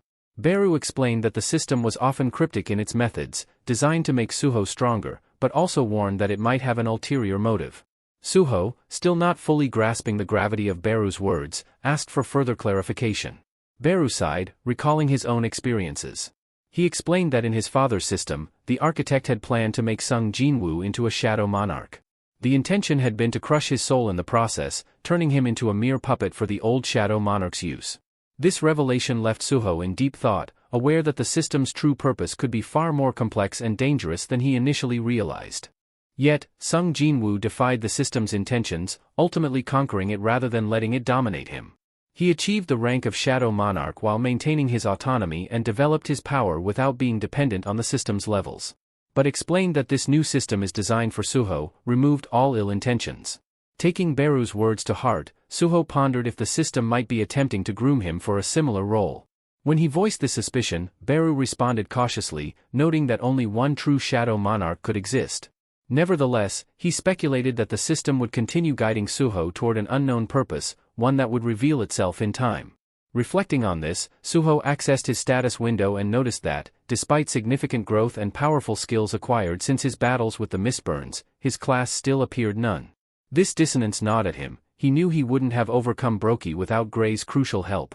Resolving to follow the system's quests as long as they aligned with his personal ambitions, Suho leapt down from the tree, curious to hear Beru's findings from consuming Brokey's body. Beru reported that, while he hadn't uncovered evidence of any apostles directly brainwashing Brokey, he'd found that a human guild called Grim Reaper was involved. This guild was working behind the scenes with the Hyena Guild, aiding in the capture and delivery of people to Brokey. Beru suggested that tracking down the Grim Reaper Guild might yield crucial insights into Iterim's true intentions. The revelation stunned Suho, as he realized another guild's sinister involvement only added to the complexity of the situation. Meanwhile, the scene shifted to a well-dressed man in an opulent office, calmly answering a phone call. He was speaking to Tegu, who seemed to be mid-raid. Tegu confronted the man, demanding to know about his potential involvement in the recent chaos surrounding the Hyena Guild. The man, unbothered, flatly dismissed Tegu's insinuations, claiming that he had no proof to back up his suspicions. Tegu warned him that the Hunter Association wouldn't rest until they uncovered the truth, suggesting that the man should clean up his operations. Incensed by Tegu's defiance, the man slammed his fist onto the desk, splintering the polished surface in a burst of rage. It was then revealed that this man held the position of vice CEO in the Grim Reaper Guild. With a sly grin, he drew out a shimmering pearl, an awakening stimulant known as stardust, which hunters could use to amplify their powers. As he examined it, he mused on how this rare substance could become a lucrative asset in expanding his influence. Meanwhile, in the Shadow Dungeon, Gray was tearing through goblins with ease, his strength advancing at an astonishing rate. Each strike was more powerful and precise than the last, earning even Beru's admiration. "You're getting stronger with every blow, Gray," Beru remarked, encouraging him to keep pushing his limits to become the weapon Suho could one day depend upon. Watching from the shadows, Suho was equally stunned at the wolf's rapid progress. But what truly stood out was the bond forming between Beru and Gray, a respect built on shared trials and aspirations. Then, something unexpected caught Suho's attention. A system message appeared in his vision. It read that Suho had gained experience from Gray's kills. Startled, Suho muttered, How is that even possible?" Bewildered, he called Beru over, who was casually scratching Gray behind the ears. "Beru, do you understand this?" "I just received experience from Gray's hunting," Suho explained, still baffled. Beru inspected the notification and explained, "It's similar to how your father once gained experience through his shadow army. You're sharing in the rewards of battle, almost like splitting the gains in a game." The realization hit Suho. Even if he was only receiving a fraction of the experience, it was still an immense advantage. His excitement grew. "Gray, from now on, you're in charge of clearing out the enemies," Suho announced, his eyes glinting with anticipation.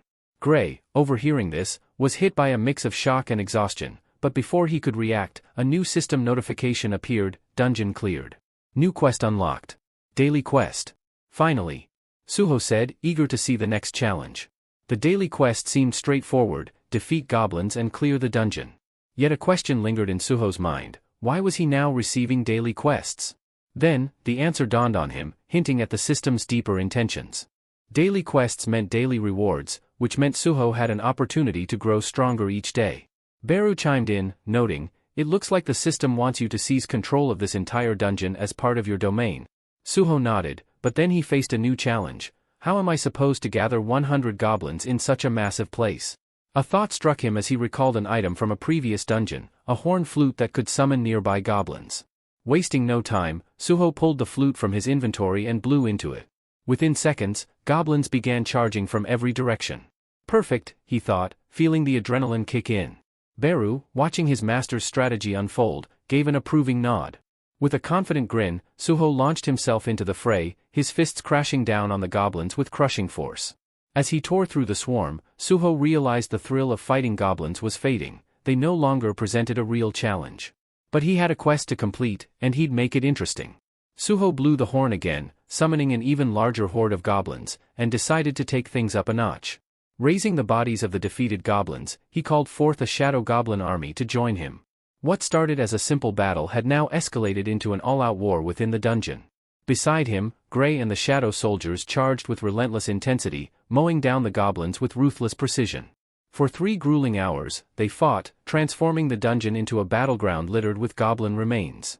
By the end, Gray was utterly spent, collapsing to the ground, drained of energy. Suho, however, spotted another system message and couldn't help but smile. Quest complete. But something unusual caught his eye. The counter hadn't stopped at 100. It kept rising. Could this mean more rewards? Suho wondered, his grin widening. What if I push this even further? Gray, already exhausted, could barely process what Suho was planning, but they pressed on, hunting down goblins relentlessly until the system finally confirmed the quest's completion, bringing Suho a sense of satisfaction and anticipation for what lay ahead. Gray looked utterly drained, as if his spirit had left him, while Suho could barely contain his excitement. His gamble had paid off. He had unlocked hidden rewards from the system, a full status recovery, 3 stat points, and 2 rare items, the blessed random box and the cursed random box. The full heal alone felt like leveling up, restoring his strength, and the extra stat points were a great bonus. Now, he faced a choice: should he go for what he needed or what he desired? After weighing his options, Suho decided on practicality and opened the cursed box. His eyes widened in astonishment as Vulcan's gauntlets emerged, weapons that boosted his attack power by 40% and increased physical damage by an additional 30%. Incredible, he murmured, slipping the gauntlets on. I can't turn my shadow soldiers into weapons forever, but with these, who needs that? They're perfect. Eager to test his new gear, he was interrupted by a system message. To his surprise, Gray's status had shifted from admiration to fear. Suho's excitement turned to concern. What's wrong? He asked, looking toward Beru. With a heavy sigh, Beru replied, Gray's not an endless shadow soldier, he's a living creature with limits. Realizing he had overexerted Gray, Suho nodded with a hint of guilt. You're right. Let's take a break. Exiting the shadow dungeon, Suho's thoughts quickly shifted to the Grim Reaper Guild. They needed answers, but where to begin? Just then, his phone buzzed. It was Senior Lim, sounding unusually urgent as he asked for Suho's help. The scene shifted to the hazardous Soul Station field, where Suho met up with Lim. Lim explained his problem. My team was supposed to show up for hauling duty, but they've all gone AWOL, probably still recovering from last night's party. Understanding the predicament, Suho agreed to step in. He donned the protective gear necessary for handling monster corpses, preparing for the labor-intensive work. Soon, the hunting squad arrived, but their leader immediately looked displeased at the lack of handlers. As Suho readied himself for the task, he couldn't shake the feeling that something bigger was brewing beneath the surface. The leader of the hunting party scowled, clearly unimpressed. This dungeon was tough to secure from the Reaper Guild, he growled. If you're understaffed and that causes any issues, I'm reporting this straight to the Hunters Association. Suho studied the situation carefully, observing that the leader, a healer, of all things, was also the highest-ranked member here. As he took in the details, it all began to fall into place: Lim's urgent call, the Reaper Guild's involvement in this dungeon, and the system nudging him forward. This couldn't just be a coincidence, something much larger was at play. Meanwhile, deeper in the dungeon, shadowed figures moved silently in the darkness, their presence obscured by a mist that clung to monstrous shapes. They appeared to be conducting some strange experiment. Suho sensed that this was no ordinary dungeon venture. Whatever lay ahead, he knew the real challenge was about to begin. As the hunters prepared to advance, the dungeon's atmosphere shifted. Flames crackled as the mages in the party cast fireballs, illuminating the pitch-black halls. We've got visibility now, one mage said, his voice steady but tense. The party leader, a veteran hunter with a sharp eye for danger, quickly ordered the team into formation. From the shadows, the enemy emerged, lizard-like creatures, their eyes blazing with a fierce hunger as they approached in packs. The leader turned to Suho and Senior Lim. Stay close to the strike team, he commanded firmly. Collect the bodies the moment they drop, we can't afford any delays. Lim frowned, obviously uncomfortable with the idea. You want us to be right in the middle of the fight? He muttered, but the leader's attention had already shifted back to the approaching creatures. Suho, however, was deep in thought. Lizard monsters? He murmured to himself, unimpressed. These creatures were hardly the kind of threat he had been hoping for, especially after recently acquiring Vulcan's horn. He had anticipated facing a more formidable opponent, something truly worthy of his evolving skills. Yet, he recognized an opportunity here. By watching the hunters handle the lizard monsters, he could learn something valuable about team-based combat, a skill he rarely practiced due to his preference for solo battles. As the hunters faced off against the monsters, Suho braced himself. While this might not be the challenge he expected, there was still much to gain from the coming skirmish. As the strike team clashed with the monsters, Suho crouched low, pressing his hand against the damp earth. In a quiet voice, he whispered, "Arise." Instantly, from the shadows, his summoned army of goblins materialized, each ready and waiting. Suho couldn't help but feel a surge of pride. Summoning 7 shadow soldiers now was proof of his growing power. Without a moment's hesitation, the goblins got to work, collecting the fallen monster bodies with surprising speed and precision, even leaving Suho impressed by their efficiency.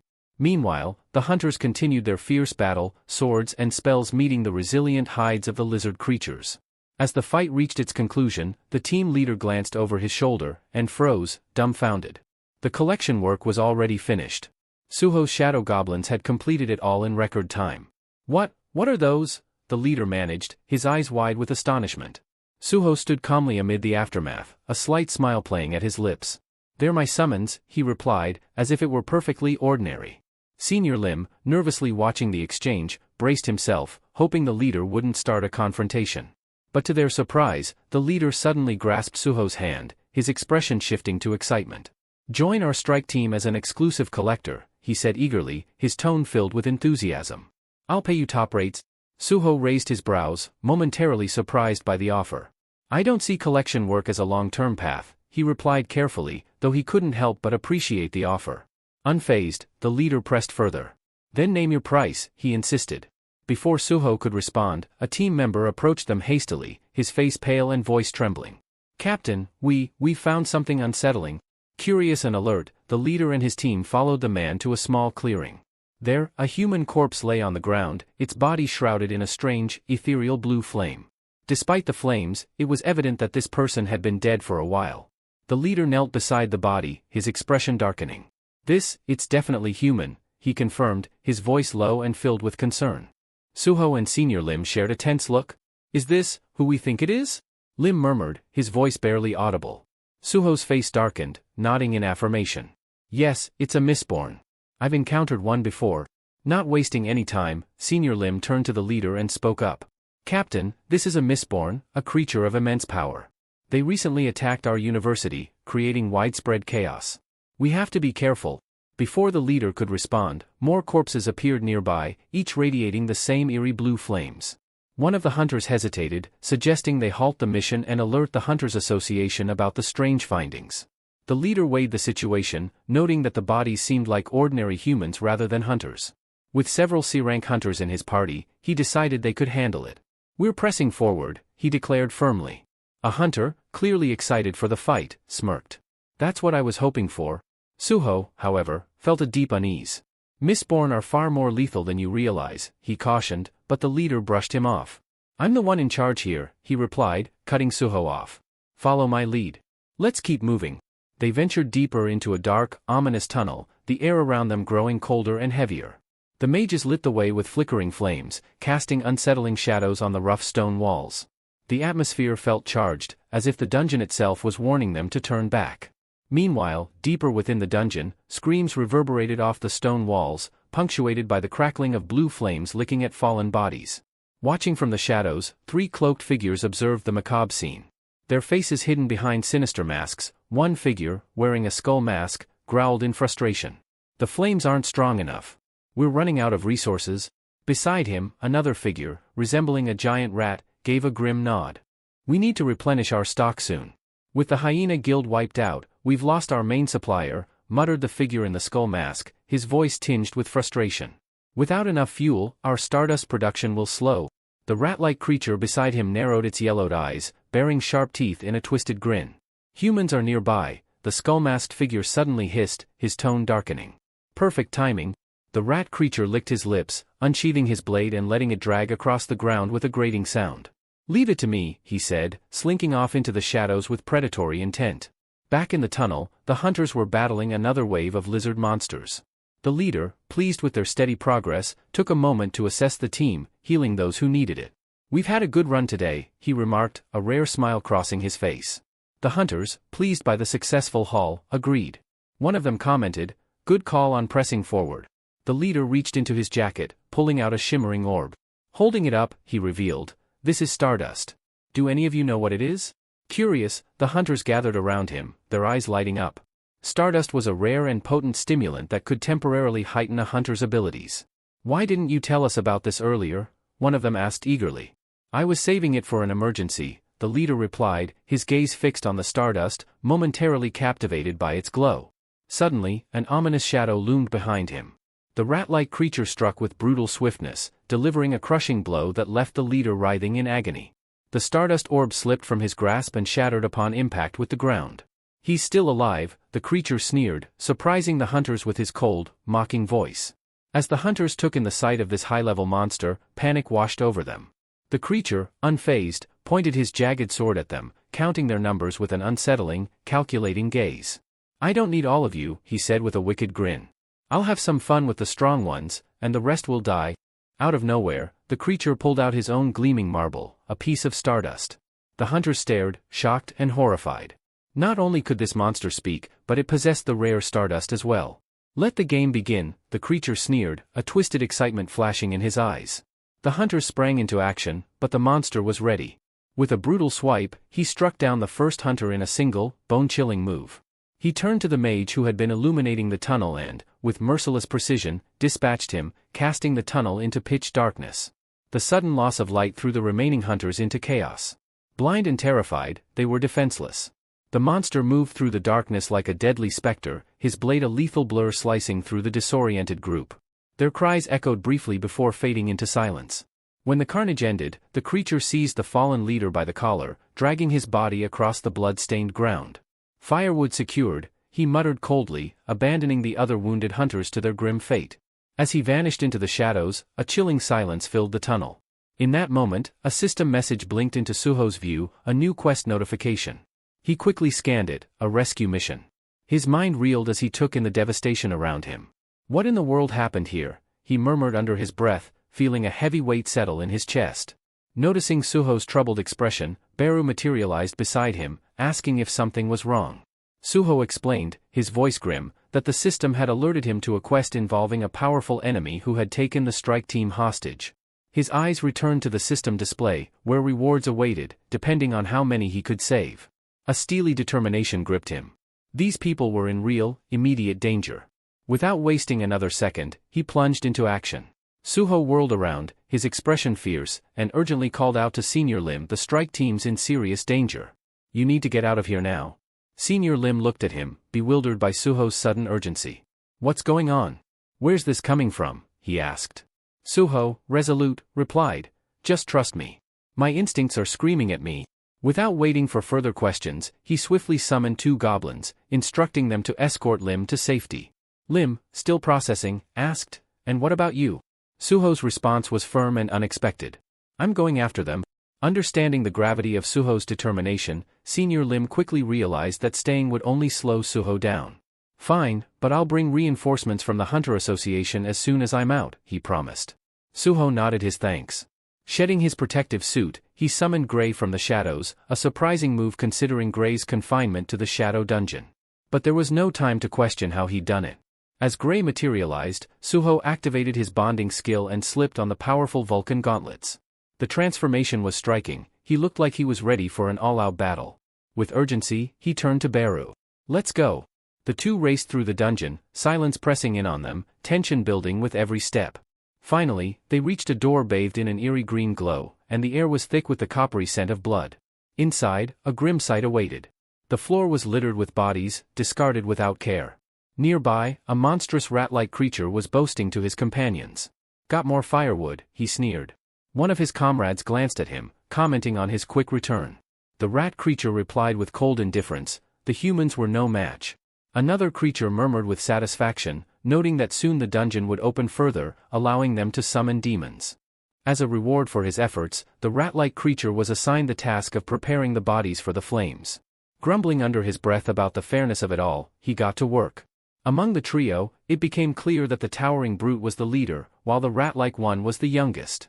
The middle figure, sharp-eyed and clearly the strategist, praised the rat creature's efficiency, noting that his efforts had allowed them to produce stardust without interruptions. The middle creature went on to explain, his tone smug, that this stardust was a dark art, derived from a lethal combination of poison and an awakening stimulant extracted from berserk poison. His eyes glinted with a familiar, ominous cross pattern, unmistakably linked to Iterim's dark influence, much like Brokey's handiwork. He added that while stardust could grant a temporary surge in magical power, it drained the life force of its user, leaving them as hollow as a husk. This forbidden method of refinement, using the Mistborn's flames, had been taught to them by an apostle, who had also provided instructions on corrupting souls to create monsters.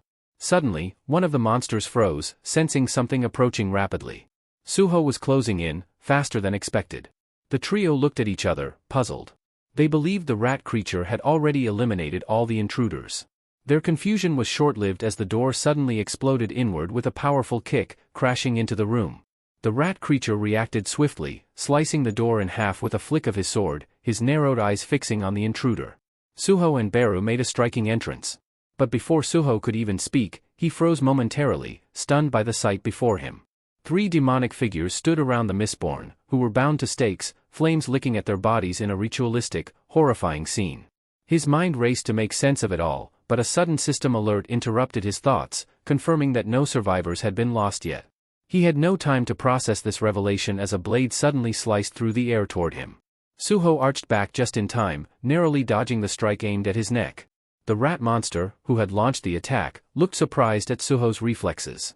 Suho steadied himself, his gaze intense, and demanded, "Are you the one responsible for the hunters I found dead outside?" His voice cut through the tension, ready for the battle that was about to unfold. Before the rat creature could even respond, Suho landed a powerful punch, sending the monster flying back. The rat managed to brace himself with his sword, absorbing some of the impact, but he still staggered. Recognizing Suho's formidable strength, the demon leader and the strategist knew that the rat couldn't face him alone. Without delay, they pulled out their own pieces of stardust and consumed them, enhancing their magical power. Locked in fierce close combat with the rat, Suho sensed another attack approaching. The boss charged at him with a massive fist, ready to unleash a devastating blow. Sensing the trap, the rat creature quickly sidestepped, clearing the way for the boss's punch. Instinctively, Suho executed a swift backflip to avoid the oncoming strike, only to land directly in another ambush. The middle demon, who had been gathering energy, unleashed a crackling surge of electricity the moment Suho touched down. Pain surged through Suho's body as he was electrocuted, leaving him momentarily stunned. Before he could fully recover, the rat creature lunged at him again, sword poised to strike. Gritting his teeth through the pain, Suho summoned his shadow goblins. They materialized with menacing expressions, surprising the trio of demons and momentarily throwing the middle demon off his focus. Seizing this chance, Suho grabbed the middle demon's arm and threw him across the room. Regaining his footing, the middle demon exchanged a wary glance with the boss, voicing an uneasy question. "Is this the same power we saw years ago, when our kind was obliterated by that man?" The boss nodded grimly, but added, "Yes, but he's not as powerful as the Shadow Monarch. Together, we can take him down." With renewed confidence and a sharpened strategy, the 3 demons coordinated their attacks and quickly decimated Suho's goblin forces. Watching his shadow army crumble, fury boiled inside Suho. He could tell that resurrecting his fallen goblins would be pointless, they simply weren't strong enough to contend with these enemies.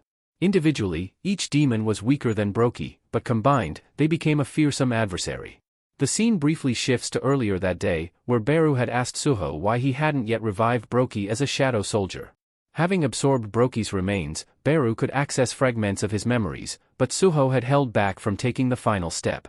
In response, Suho had explained that he needed to be fully prepared to handle Brokey's immense strength and lingering emotions from his last moments. It just hadn't felt right to Suho. Brokey had been little more than a puppet under Iterim's control, and Suho wanted to be certain that bringing Brokey back as a shadow wouldn't dishonor his memory. So he held off, wanting Gray's approval before taking that step. Then, unexpectedly, Gray approached Suho with a soft smile, offering his blessing. Gray longed to be reunited with his friend, even if it meant in death. Returning to the present, Suho gripped his shadow dungeon key, channeling a surge of dark energy through it as he invoked his shadow extraction ability. Shadow energy pulsed violently, filling the space with a foreboding atmosphere. Suho called out with a resolute voice, "Brokey, if vengeance is what you seek, I'll give you the chance now. Arise." With that command, the shadows stirred, and Brokey emerged, a towering, terrifying presence, even at his base level. His roar shook the dungeon walls, echoing with primal rage. The trio of demons froze, their faces etched with horror as they recognized the shadow. The middle demon's eyes widened, disbelieving. Brokey had returned, and standing by his side was the very man who had once defeated him. Beru, refusing to be overshadowed, quipped, "Seems the numbers are fair now, with Brokey and me on Suho's side." Suho's expression was cold and unyielding as he gave the signal. "Then let's get started." With that, he and Brokey lunged forward, clashing fiercely with the demon trio. The battle began in earnest, each side pouring their strength into every strike, shaking the dungeon's foundations. Then, suddenly, the entire dungeon's blue glow shifted to a sinister red. Everyone could feel it, something major was coming. As the chaos raged on, a figure slipped silently through the shadows, watching from a distance. Her identity was concealed, leaving an air of mystery about her allegiance. Was she here as backup for Suho or reinforcement for the demons? Her answer, hidden beneath her calculating gaze, would soon become evident in the escalating conflict. The woman, watching the brutal struggle unfold before her, furrowed her brows in confusion. "How on earth did I end up here?" she muttered. A wry smile crept onto her face as a thought crossed her mind. Did some demon summon me for a sacrifice, or just target practice? Her musings shifted to sharp focus when she realized who the combatants were. The woman could hardly believe what she was seeing, a shadow soldier locked in a brutal fight with a demon. Things were definitely taking an odd turn. Meanwhile, Suho and the youngest demon clashed in a battle that felt like something out of legend, their blows ringing loud and sharp in the dark. Suho, with his Vulcan gauntlets gleaming, looked like a true brawler, deflecting the demon sword strikes as if they were nothing but pesky insects. Then, spotting a split-second opening, Suho delivered a crushing kick straight into the demon's stomach. The demon's eyes bulged as he staggered back, gasping as though he'd taken a bite out of the hottest pepper imaginable, his pride as bruised as his body. Wasting no time, Suho pressed his advantage, aiming to put the demon down and free himself up to take on the others. Just as he prepared to strike the final blow, a bright, crackling surge of energy hurtled his way. Fantastic, an electric surprise, Suho thought dryly, twisting to dodge as the bolt forced him to step back, putting some unwanted distance between him and his target. It seemed the middle demon wasn't there just to cheer on his teammate, the electric blast was his attempt to rescue the younger one. "So, they're running a full-on family business here," Suho mused sarcastically, unimpressed with the interference. The middle demon barked orders to his younger comrade, warning, "Stay sharp. One mistake, and you're done for." Annoyed, Suho knew that this team's coordinated attacks were going to be a major headache. His mana was draining steadily from maintaining his bond with Grey, and he couldn't afford to let the fight drag on. Meanwhile, even Brokey was struggling against the demon leader, his strength far below its prime. Suho realized he needed to find a way to split up the trio if he wanted any chance of taking them down individually. Just as he was racking his brain for a solution, an unexpected event turned the tide, a stroke of luck that might just tip the scales. Out of nowhere, Essel suddenly sprang into the fray, landing between Suho and the demons. Both sides paused, utterly bewildered by her entrance. With a fierce expression, she declared, "Tell me where Mr. Sung Jinwoo is, or prepare to face the consequences." Suho blinked, caught off guard. "Wait, she's looking for my dad?" he thought, astonished. He had no clue who this stranger was, nor why she appeared as if she'd just stumbled out of some disaster. Meanwhile, Beru, Suho's faithful shadow ant, looked more disappointed than any giant insect had a right to. He approached her cautiously and managed, with an almost painful amount of restraint, to ask, "Essel, what are you doing here? Why did you come?" Essel's face brightened at the sound of his voice. Without considering the chaos around them, she rushed over and scooped him up in a delighted hug. "Beru, I can't believe it. You're here too," she squealed with surprising enthusiasm, giving him a once-over. "Wait, why are you so small? And, oh my goodness, you're so cute." Her grin was infectious, completely oblivious to the serious situation they were in. The questions poured out in rapid fire. "Where's Mr. Sung Jinwoo? And who's that other human standing over there?" She pointed at Suho, who now looked like he was struggling to process everything happening around him. Beru, teetering on the edge of patience, managed to hold his irritation in check, replying simply, "It's a long story." The two demons, meanwhile, exchanged skeptical glances, wondering who exactly this newcomer was. After a few moments of assessment, they reached a quick decision. "Yep, she'll make the perfect sacrifice for our next batch of Stardust." But the middle demon, the strategist, warned, "Hold on, if she knows our enemies and joins them, things could get complicated." Essel, however, remained entirely oblivious to the demon's calculations and thrilled to be reunited with her old friend Beru. To her, this was nothing short of a happy reunion. If Beru was here, surely Jinwoo must be alright too. But Beru, ever the realist, cut through her enthusiasm with a hint of urgency, muttering, "Hey, Essel, we can catch up later. Right now, we have a battle to finish. We're kind of in the middle of a fight here, so since you're already here, why not give us a hand?" Beru said, as if Essel had just shown up with a surprise delivery. He waved her toward the demons at the back, casually assigning her to deal with them like it was no big deal. Essel blinked, her expression shouting, "Wait, what?"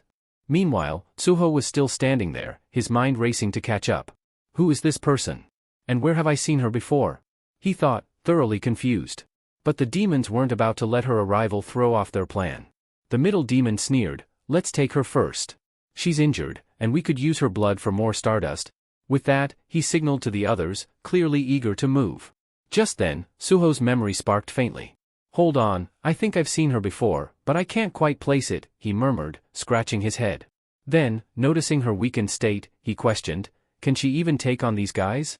But Beru's confidence was unwavering. "No need to worry," he assured, almost smugly. "Low-ranking demons like these are no threat to her. That's Essel, the eldest daughter of the latter household, a noble demon. The Shadow Monarch spared her when he wiped out her world. Her strength is equivalent to an S-rank hunter." Suho's eyes lit up, practically buzzing with excitement at the thought of seeing an S-rank hunter in action. But just as he was anticipating an impressive display, reality took an abrupt turn. The youngest demon lunged at Essel, and with one swift, brutal strike, sent her sprawling. Her weapon flew from her grip, and she skidded across the ground like a forgotten rag doll. Suho and Beru stared in stunned silence, their excitement deflating instantly. This is not S-rank material," Suho muttered, his disappointment painfully clear. Face down in the dirt, Essel slowly, painfully dragged herself back toward them, looking like she'd just survived a disastrous party she was ready to leave. Beru, barely concealing his irritation, leaned down and asked sharply, "What happened to you? How did you get this weak? Even your mana levels are pathetic?" Essel winced, but before she could respond, Suho and Beru exchanged a look of resignation, their hopes for backup officially dashed. Tears welling up, Essel sniffled miserably. "It's not my fault. Half a year ago, there was a rebellion. My entire household fell, and while I was escaping, they took my blood, my powers, everything," she whimpered, looking up at Beru with the saddest puppy dog eyes. "Can you lend me some of your power?" Beru didn't even bother responding. He simply turned his back with a withering, disappointed glare that could rival any disapproving dad. Essel's lip quivered, and she pouted as if denied her favorite candy. "You're so mean," she whined, while Suho looked on, deadpan. "Perfect. Now there are two people around here with no powers. Just fantastic." Suddenly, the boss demon, who had overheard every word, laughed darkly. "Did you hear that, boys? She's from the later household. A survivor, huh?" He stepped forward with a gleam in his eye. "If we consume her blood, we'll grow even stronger." Suho groaned.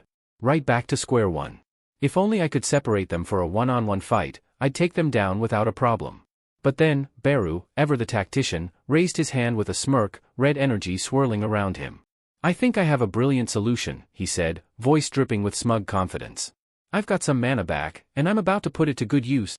He activated his skill, Harsh Orders, directing a surge of red aura into Essel. Her stats shot up by 50%, but as a trade-off, she also got hit with a nasty side effect, a curse of insanity. "Go get M, you useless demon!" Beru barked, thoroughly enjoying himself. Foaming at the mouth, Essel charged forward, her eyes blazing with fury as she hurled herself at the demons like a force of nature. Suho, wide-eyed, couldn't help but think, "She looks utterly miserable, but hey, if it gives me a shot at some one-on-one fights, I'll take it." Seizing the chance, Suho ordered Brokey to engage the demon boss while Essel, in full berserk mode, launched herself at the middle demon with unmatched ferocity. The fight quickly turned chaotic as the rat demon leaped in, sword swinging wildly toward Essel. But just as he was about to land a hit, Suho dashed in, grabbing the rat demon in a swift headlock like he was about to pull off a wrestling move. In that moment, he knew the real fight was just beginning. With a surge of strength, Suho lifted the rat demon high and hurled him straight into the blazing mistborns. The demon smashed into the flames, shrieking in agony as the fire spread across his body. But Suho wasn't finished.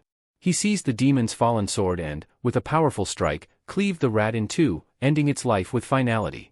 Standing amidst the chaos, Suho caught his breath while Essel, still lost in her berserk fury, continued her reckless charge at anything within range. A system notification blinked before Suho's eyes, congratulating him on defeating a low-ranking demon and immediately granting him a level up. Another alert informed him that his Vulcan gauntlets had absorbed the demon's soul, boosting his physical damage by 31%. The newfound power coursed through him, an electric surge that amplified his strength. Nearby, Essel fought like a whirlwind, relentlessly assaulting the middle demon. Her attacks, though uncoordinated and wild, forced the demon on the defensive. He suddenly realized, with rising horror, that his rat companion had been slain. As he processed this, a system message popped up, indicating Essel's exhaustion. Harsh orders had worn off. The moment the skill faded, Essel collapsed face-first into the dirt. The middle demon hesitated, surprised at her sudden fall. But before he could act, Suho closed the distance like a wraith in the shadows. With a swift, iron grip, he locked the demon in a crushing headlock and twisted sharply, breaking the demon's neck with a sickening crack. Another notification flashed, a level up, and once again, his gauntlets absorbed the demon's soul. 2 down. Now, only the boss demon remained. Furious at the loss of his allies, the demon let out a thunderous roar and launched a devastating blow, sending Brokey hurtling into the dungeon wall. Dust and debris scattered in all directions as Brokey's body collided with the wall, shaking the ground under Suho's feet. The boss demon, realizing he was now alone and outnumbered, cursed his fallen allies. Useless, every last one of them, he snarled, surveying his situation. With Brokey on one side and Suho on the other, the demon was trapped. But his eyes quickly darted to Essel, lying unconscious and defenseless nearby. She was the key, her blood held the power he needed to turn the tide. Desperation drove the demon forward in a frenzied rush toward her, but Suho was quicker. He intercepted with a brutal kick, landing directly on the demon's arm. The impact twisted it with a sickening crunch and cracked the ground beneath them. The demon reeled back, howling in agony, his attack completely thwarted. Suho stepped forward, calm yet lethal, a faint smirk on his face. "Your turn, Brokey," he commanded, stepping aside. Brokey lunged without hesitation, his fangs bared as he tore into the demon in a savage attack. The boss demon's scream echoed through the dungeon before finally fading into silence. A flood of system messages appeared before Suho, notifying him of yet another level up. With his progression past level 20, a new feature had unlocked, store access. Curious, he deactivated the bond with Gray and began browsing the system's offerings, his eyes lighting up with interest at the options. Meanwhile, Essel began to regain consciousness, letting out a groan as she rubbed her temples. She shot a withering look at Beru. "That ridiculous skill nearly killed me," she snapped. Then, spotting Suho, she narrowed her eyes suspiciously. "Who is this?" "Another human with shadow soldiers, besides Sung Jin Woo." Beru, unperturbed, tilted his head and replied coolly, "Perhaps if you were a bit more loyal, you'd have remembered who could be a worthy successor." Essel's gaze snapped back to Suho, her expression shifting as the realization dawned on her, hitting her like a jolt. Essel's expression transformed entirely, her eyes filling with tears as she looked at Suho. Slowly, the realization washed over her. He's the young monarch," she murmured, her voice trembling. Her gaze was locked on Suho, disbelief and awe mingling in her features. Suho stiffened, caught off guard by the sudden recognition. Questions raced through his mind. How did she know? Did she really just call me, the young monarch? Before he could respond, laughter rang out from the corner where Brokey and Gray, apparently untroubled by the serious moment, were sharing a light-hearted exchange. Essel's voice quivered, thick with emotion as she blinked up at Suho, tears spilling over. "I didn't recognize you. You've changed so much." Her voice broke. "You look so much like your father, the Shadow Monarch." Her lips trembled as she continued, her words barely a whisper, and then, without warning, she collapsed, falling into unconsciousness. A tense silence fell over the room. Suho's eyes widened as the shock registered, and he quickly turned to Beru, his voice urgent. "Beru, check her condition. Is she all right?" Beru stepped forward, shaking his head with his usual dramatic flair. Kneeling beside Essel, he examined her carefully before shrugging. "She's fine," he said, his tone almost dismissive. "Not dead, just completely drained." His calm statement seemed to ease the tension. "No need to worry, she's just worn out." Relieved, Suho turned his attention back to the hunters they had rescued. Setting his jaw, he looked to Beru again, his tone resolute. "Heal them just enough to stabilize. I want everyone to make it out of here alive." As Beru set to work healing the injured hunters, the system chimed, confirming the completion of Suho's quest. A small smile crossed his face. Mission accomplished. He glanced at the group of 7 survivors, a deep sense of satisfaction washing over him as he saw them still standing. Save them all, he thought. Then, the system notification popped up again, awarding him 3 ability points and an unexpected bonus, 700 gold. His eyes widened in surprise. Gold, he muttered, hardly believing it. They're giving me gold. Curious, Suho opened the system store and found an array of items at his disposal. Potions, weapons, tools, everything he might need was there, waiting to be bought. He chuckled, a nostalgic smile crossing his face. Feels just like getting pocket money after chores when I was younger, only now, it's like Dad sending me rewards through the system. The thought filled him with warmth. Essel, still unconscious on the ground, caught his eye. Suho bought a basic healing potion from the store, frowning as he read the label. Restores 500 HP, but only works on me. Glancing at Essel's pale face, he shrugged and decided to give it a shot anyway. Beru, should I? He started but didn't wait for an answer, carefully tilting the potion to her lips. As the liquid slipped down, her breathing evened out, and a faint flush returned to her cheeks. Beru watched with raised eyebrows, muttering, "Gold, for a demon? Young monarch, your generosity never fails." Suho sighed, already calculating his next steps. "We're not leaving her behind. Let's bring her with us to the Shadow Dungeon." He nodded to Brokey, "And bring the demon corpses too. We can't leave evidence of our fight lying around." Without delay, Brokey dragged the twisted remains of the demons while Grey lifted Essel with care, following Suho through the portal. Suho examined the rat demon sword in his hand, lost in thought, when Beru's voice cut through his musings. "Why aren't you heading back to the Shadow Dungeon as well?" Suho's fingers tightened around the weapon, his gaze shifting to the Mistborns writhing in agony, still smoldering from the earlier flames. Their suffering was plain, etched in every painful twist of their forms. "I can't just abandon them like this," he murmured. Moving swiftly, he put each of them out of their misery, one by one. His voice was soft, almost regretful. "I'm sorry. This is all the mercy I can offer." Suho lowered his head, the weight of regret lingering as he left the dungeon. Meanwhile, outside, the scene at Soul Station was anything but calm. Hunters from the association had assembled, and among them stood a high-ranking hunter with a steely expression. "What did you find inside?" he demanded. A junior hunter stepped forward, reporting, "We discovered several bodies, thorn lizards and mistborns mostly. But, the injuries on the dead hunter don't match any of their attacks. There was also a room that looked obliterated, with sword marks everywhere." The senior hunter's eyes narrowed. Something else was in there, wasn't there? Besides the monsters? As he considered this, he noticed Hunter Lim, shifting nervously as if trying to leave without being noticed. "Lim," he barked, making the hunter freeze. Lim turned around, feigning innocence. "You're the one who reported this incident, right? And there was someone else with you. Suho, correct? Where is he now?" Lim's face flickered with something unreadable before he forced a smile. "Suho? Well, after we got out, he took off. Guess he got spooked. He's just an E-rank, after all. Once I realized we couldn't handle it, I called for backup." The senior hunter fixed him with a long, hard stare, but instead of pressing further, he clapped Lim on the shoulder. "You did your part, Lim. Good job following protocol." Then, turning to his team, he ordered, "Spread out. I don't want anything missed." Relieved, Lim exhaled deeply, glancing up at the sky. He thought, Suho, he saved everyone. Trusting Suho's decision to stay silent, Lim was filled with gratitude. Back in the Shadow Dungeon, Suho regrouped with Beru and the others. Essel, now conscious, had just been caught up on recent events, Jinwoo's ongoing battle, the invasion of the Outer Gods, and Suho's awakening. She looked stunned. After everything, Sung Jin was still fighting? Beru nodded with a somber expression. "The Shadow Monarch doesn't rest.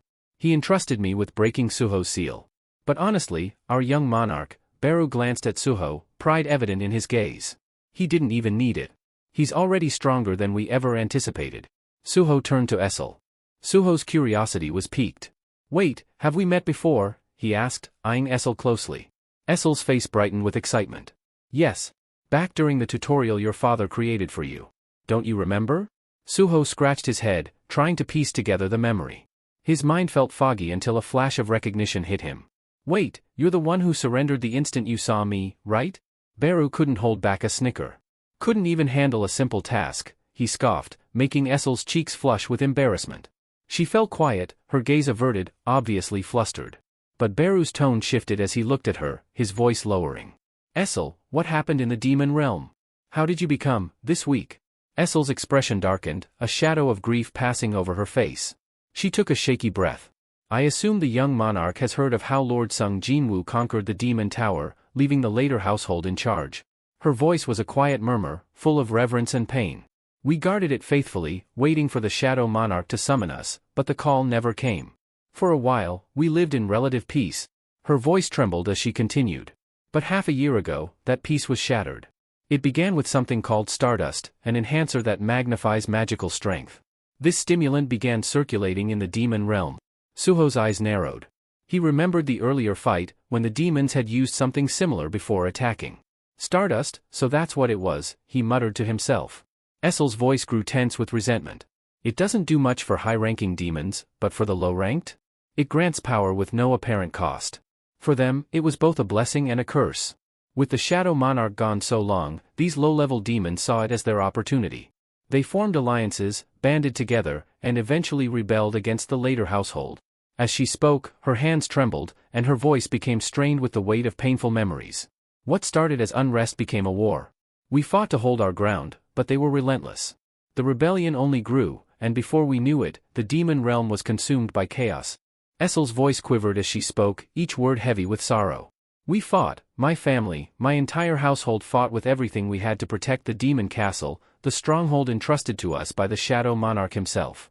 But each passing day, we grew weaker, more exhausted.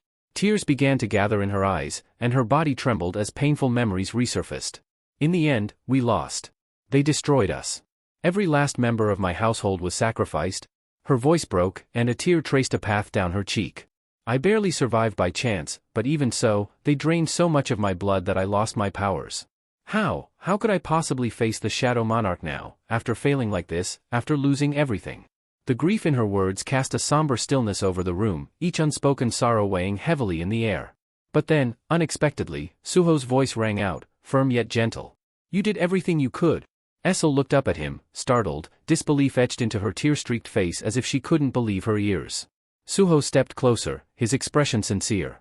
You gave everything for your household, for my father. You fought till the very end, risking your life. If he were here now, he'd say the exact same thing. His words held a warmth that cut through her despair, and a soft, grateful smile graced his face. Thank you, Essel. For everything you and your people did. You stood strong, and that's something I'll always honor. For a moment, Essel was speechless, the intensity of his gratitude flooding through her. But gradually, her shock gave way to something more hopeful. She met his gaze, a spark of determination rekindling within her. Suho's expression hardened with resolve. And now, I'll do everything in my power to help you. We'll restore the later household, bring it back to its rightful place. Her eyes filled with tears again, but this time, they were born of hope. With a tremulous smile, she whispered, the household's name, its later, young monarch. Just as the moment settled between them, the system suddenly chimed, breaking the quiet. A message appeared before Suho's eyes, catching him off guard. This time, it was unlike anything he'd seen before. The notification informed him that the last surviving member of demon nobility had formally expressed her thanks. And then came a question that made Suho's heart skip a beat. A notification from the system flashed before Suho's eyes, stopping him in his tracks. The message read, Essel later, last of the pure-blooded demon nobles and descendant of White Flame, has expressed her gratitude. Would you like to recruit her as your companion? Suho's expression shifted from surprise to disbelief. Essel, the descendant of the White Flame monarch? It was difficult to grasp. Baru and Essel sat nearby, both relaxing after everything they had been through. But the moment Suho processed the message, his face twisted with shock, drawing Essel's attention. Suho, are you okay? You look like you've seen a ghost, she said, her voice tinged with concern. Suho's mind whirled as he pieced it all together. So, because she's the last of the demon nobility, this bond is possible? Then, a mischievous grin crept onto his face. Well, things just got a whole lot more interesting, he muttered under his breath, and with a confident smile, he accepted her as his companion. The instant he did, a flood of new system notifications lit up his vision. One announcement read, You have recruited the descendant of the White Flame monarch. New bond skill created, Demon Strike. He raised an eyebrow as he read the skill's description. It would let him channel Essel's energy to unleash a fierce, destructive attack. Meanwhile, Essel's shocked gasp brought him back to reality. Her own system screen appeared in front of her, and she stared at it, utterly baffled. What is this? She exclaimed, clearly alarmed. Suho tried to hold back his laughter. Relax, it's the system for my companions. You're officially part of the team now. He glanced at Baru, raising an eyebrow. So the system shows up for my companions too. No wonder Gray never mentioned it, he can't exactly tell us anything. Baru nodded, smirking. That explains a lot. But this also means she's truly the White Flame's descendant. Essel looked between them, still in shock. White Flame's descendant? What are you talking about? Me. Suho gave her a reassuring smile, though he didn't answer her just yet. Let's put our new bond skill to the test, shall we? He nodded at her encouragingly. Are you ready to give it everything you've got, Essel? We need to see what Demon Strike is capable of. Essel, though bewildered, met his gaze with a determined glint in her eyes. Essel, not entirely confident in her abilities, nodded reluctantly. All right, I'll try, but no promises. The system notified Suho that the bond skill was now active, and suddenly, Essel's entire aura shifted. Her purple hair faded to a haunting white, her appearance transforming into something ghostly and ethereal, as if she were a spirit from another realm. Suho watched in fascination as her mana condensed into a swirling orb of energy, which then channeled directly into his fist, catching him by surprise. That's new, Suho muttered, glancing at his hand now brimming with power. But as the transfer finished, Essel slumped to the ground, her appearance returning to normal. Suho raised an eyebrow, smirking. You know, the whole spirit look kind of suits you, he teased, only to realize Essel was thoroughly drained, looking pale and exhausted as if she'd just fought a war. With a shaky voice, Essel managed to apologize. I'm sorry, Suho. That took everything I had. I can't even stand. Suho reassured her with a nod. Take it easy. Just rest. But he was already buzzing with excitement, thinking, if it drains her this much, then this skill must be insanely powerful. I can't wait to see its full potential. He clenched his charged fist, brimming with anticipation, while Essel lay on the ground, feeling utterly depleted yet relieved. At least now she could actually transfer her energy to him. Maybe I'm not so useless after all, she thought. With all the energy gathered in his fist, Suho aimed at the nearest wall, expecting a colossal impact. He threw the punch, waiting for something spectacular. But when the dust settled, the outcome was disappointing. A small dent marred the wall, hardly anything impressive. Suho and Baru stared at the pitiful mark in silence, their expressions a mix of confusion and embarrassment. This is it, they both thought, disheartened. Baru rubbed his head, breaking the awkward silence. Honestly, this doesn't look much different from your regular punch. Suho sighed, exasperated. Yeah, this is nothing compared to my bond skill with Gray. At that moment, Gray appeared, giving Essel a smug look. But that was pretty weak, he taunted with a mocking grin. Essel, feeling the sting of failure, shrank back, her confidence deflated. Her immense energy barely left a mark on the wall. Undeterred, Suho frowned and checked the skill description once more. That's when it hit him. Hold on, the charge rate is at 0%? No wonder it didn't work. He scanned the description again, frustrated. It doesn't even say how to charge it. Realizing they were stuck for now, Baru seized the moment, gesturing toward the scattered demon corpses. Young monarch, I have a humble request, he began, his tone oddly eager. Since these demon corpses are just lying here, could I eat them? Suho's expression darkened immediately. No way. I'm going to turn them into shadow soldiers. Baru shrugged, unfazed. Then you'd better hurry. Shadow soldiers weaken the longer the corpses remain dead. Suho hesitated but realized Baru had a point. With a reluctant sigh, he raised his hand toward the nearest corpse and channeled his mana. Arise, he commanded. Nothing happened. He tried again, but still, the corpses remained lifeless.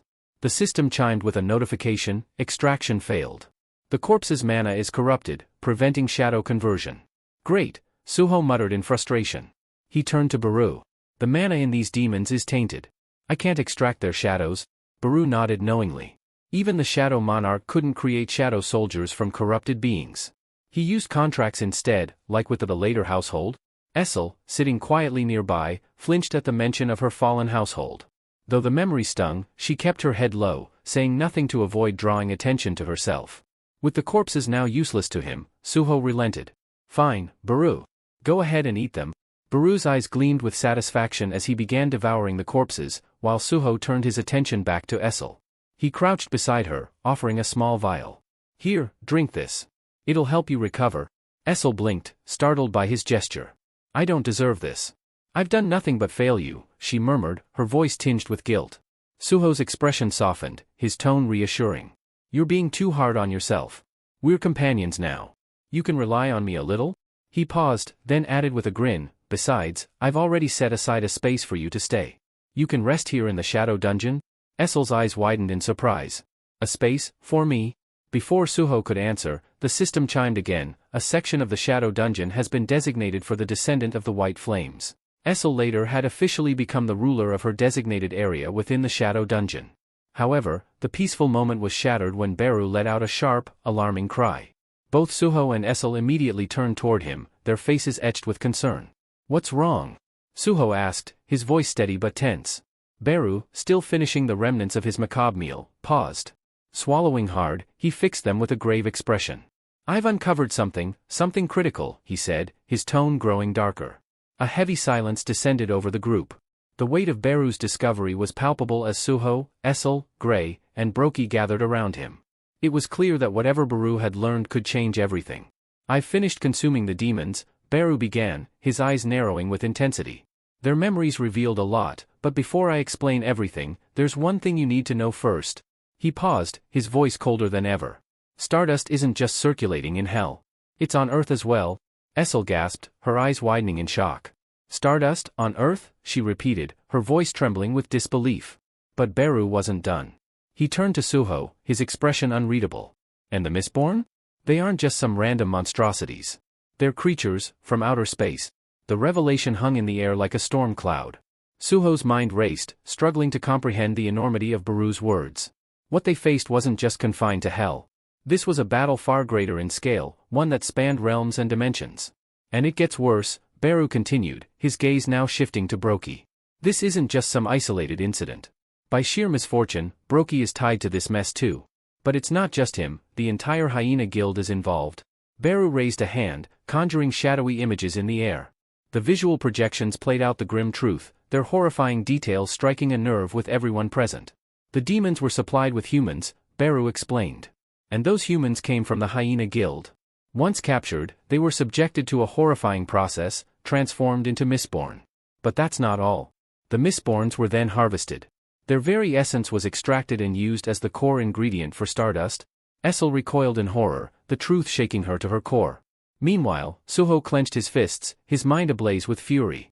The sinister connections Beru outlined painted a far more grotesque and widespread conspiracy than he had anticipated. Beru's voice grew colder as he continued. "There are facilities dedicated to this atrocity. Stardust isn't made in hell or by some rogue alchemists. It's manufactured on Earth, in places called Stardust factories. And there's more than one?"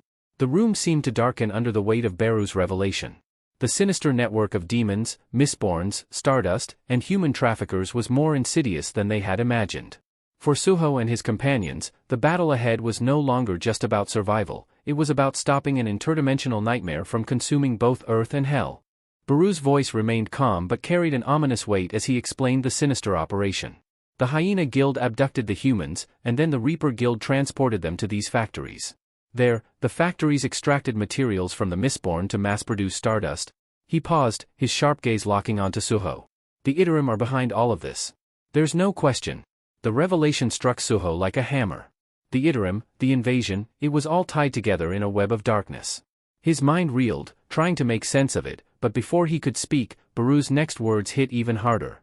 "There's a human pulling the strings behind this entire Stardust network," Beru revealed, his tone dropping to a menacing growl. "Someone created this system, a human architect?" Suho's eyes widened in shock. "A human," he echoed, disbelief coloring his voice. "How could a human mastermind something this vile?" Beru nodded grimly. "Not just any human. This one is the apostle of the Iterim. They're already on Earth, hiding among us." The room seemed to freeze at those words, the gravity of the situation pressing down on everyone. Suho's breath caught in his chest, but Beru wasn't done yet.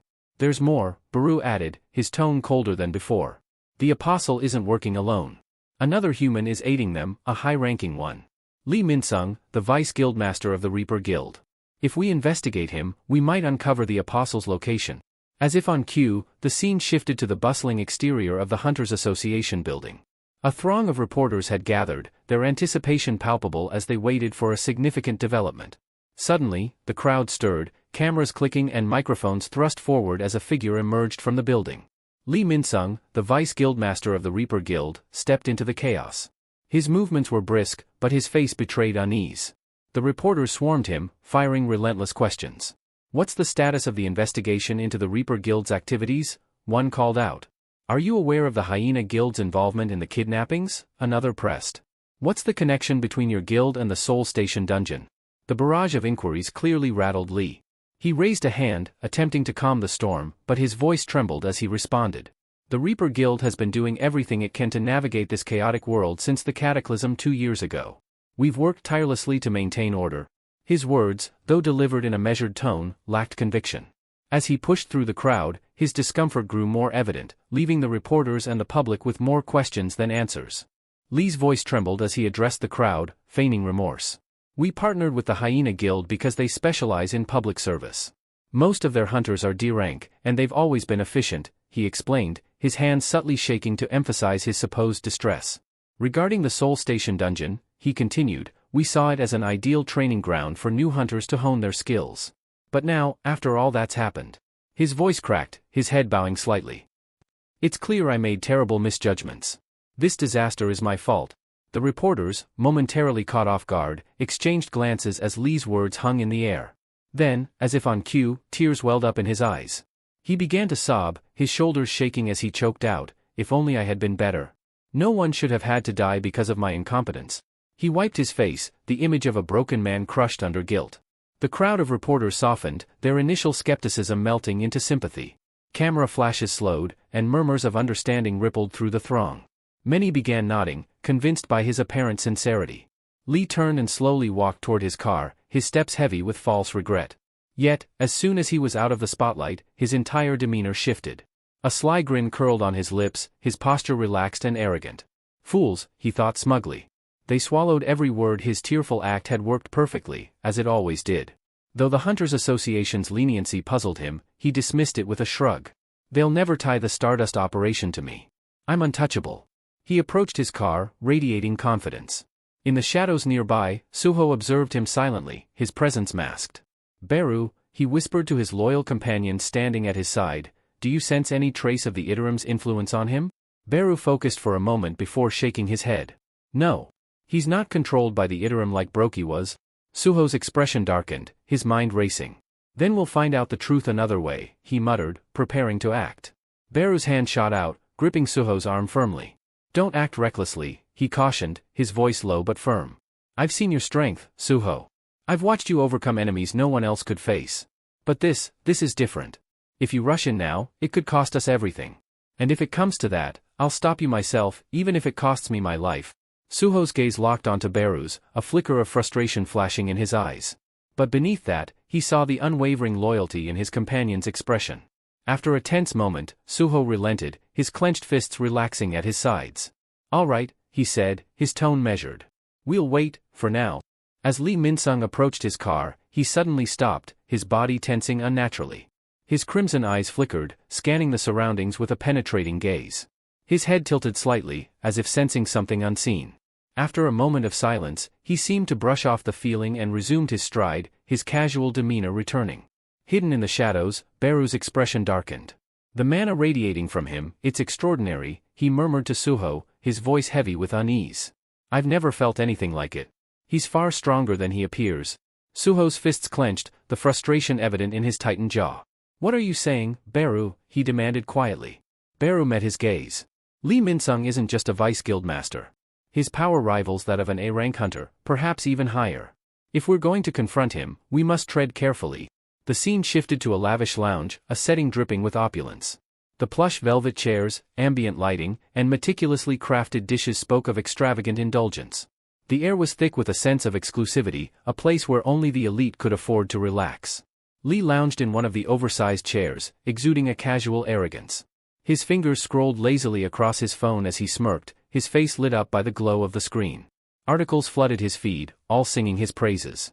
"The Hunters Association clears Lee Minsung of all allegations," one headline blared. "Soul Station dungeon to reopen, thanks to the Reaper Guild's efforts," proclaimed another. Lee chuckled under his breath, leaning back with a satisfied grin. "A little bit of acting," he murmured to himself, "and they eat it up like sheep." His eyes gleamed with smug satisfaction as he relished the adoration of the media and public. His self-indulgent moment was interrupted by the soft click of heels against the marble floor. A woman entered the lounge, her presence commanding attention. Her sharp gaze locked onto Lee immediately, her perfectly poised smile betraying a hint of sarcasm. Well, she said smoothly, her voice carrying a biting edge. "What's the hero of the hunter industry doing lounging here instead of basking in the public's admiration?" Lee's smirk faltered momentarily, but he quickly recovered, raising an eyebrow at her.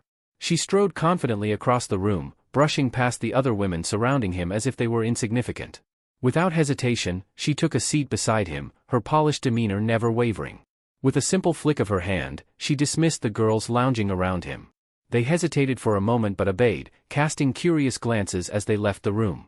Her gaze remained fixed on Lee, sharp and unyielding. "You should have contacted me first when you got here," she said, her voice calm but laced with authority. The woman maintained her sweet smile, her tone light but her gaze sharp as she poured Lee a drink. "Still, you could have let me know," she added. Lee shrugged her off with a dismissive wave, his eyes never leaving his phone.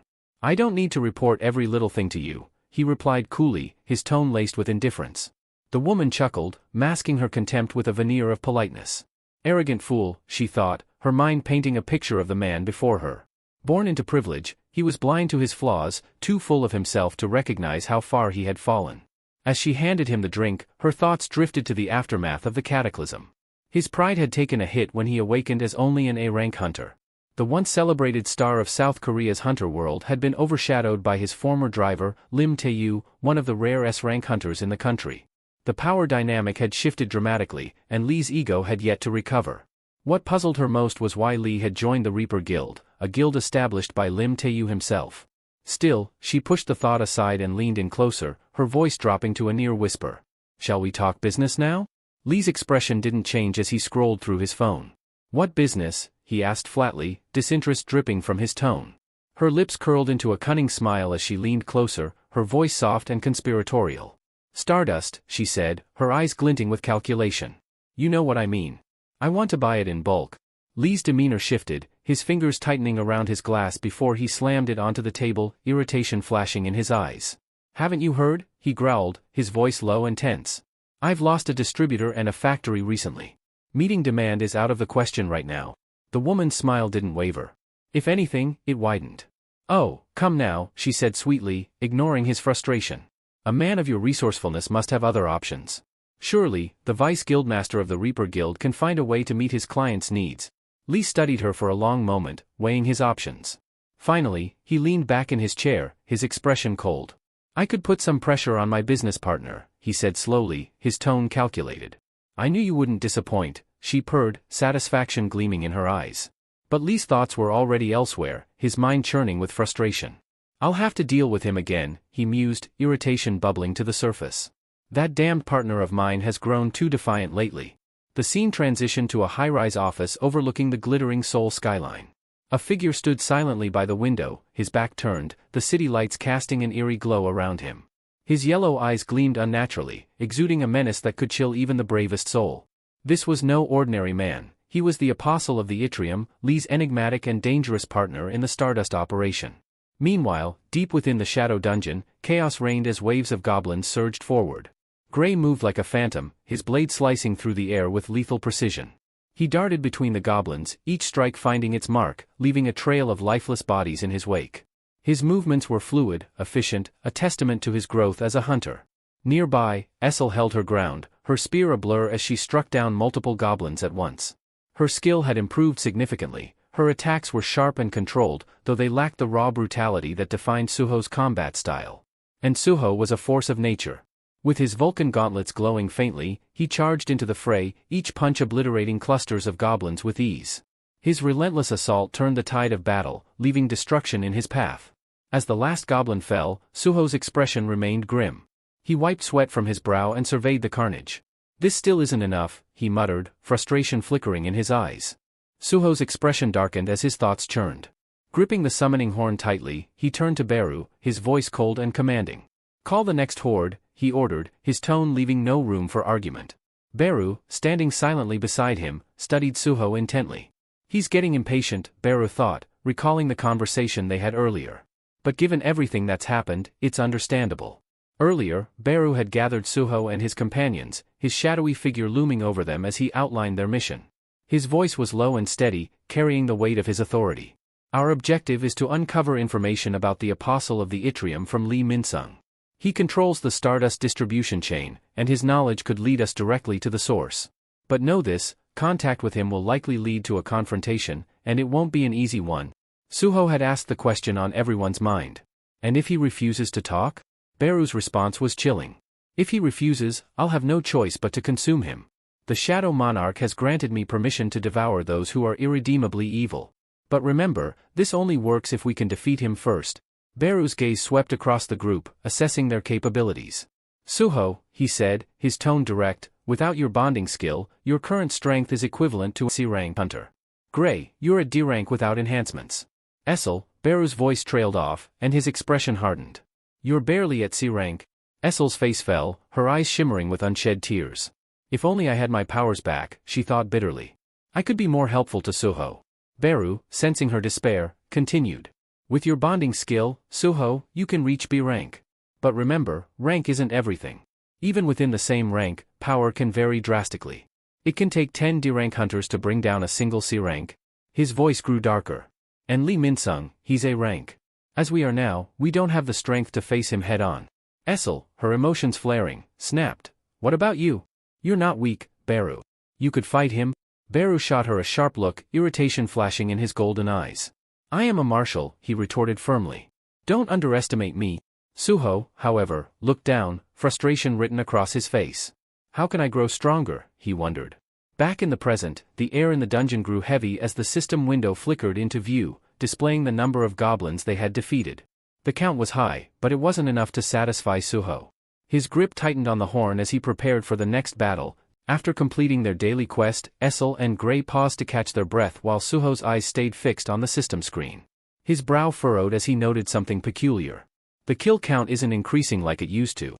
So that hidden reward was just a one-time deal, he thought, his tone inwardly laced with disappointment.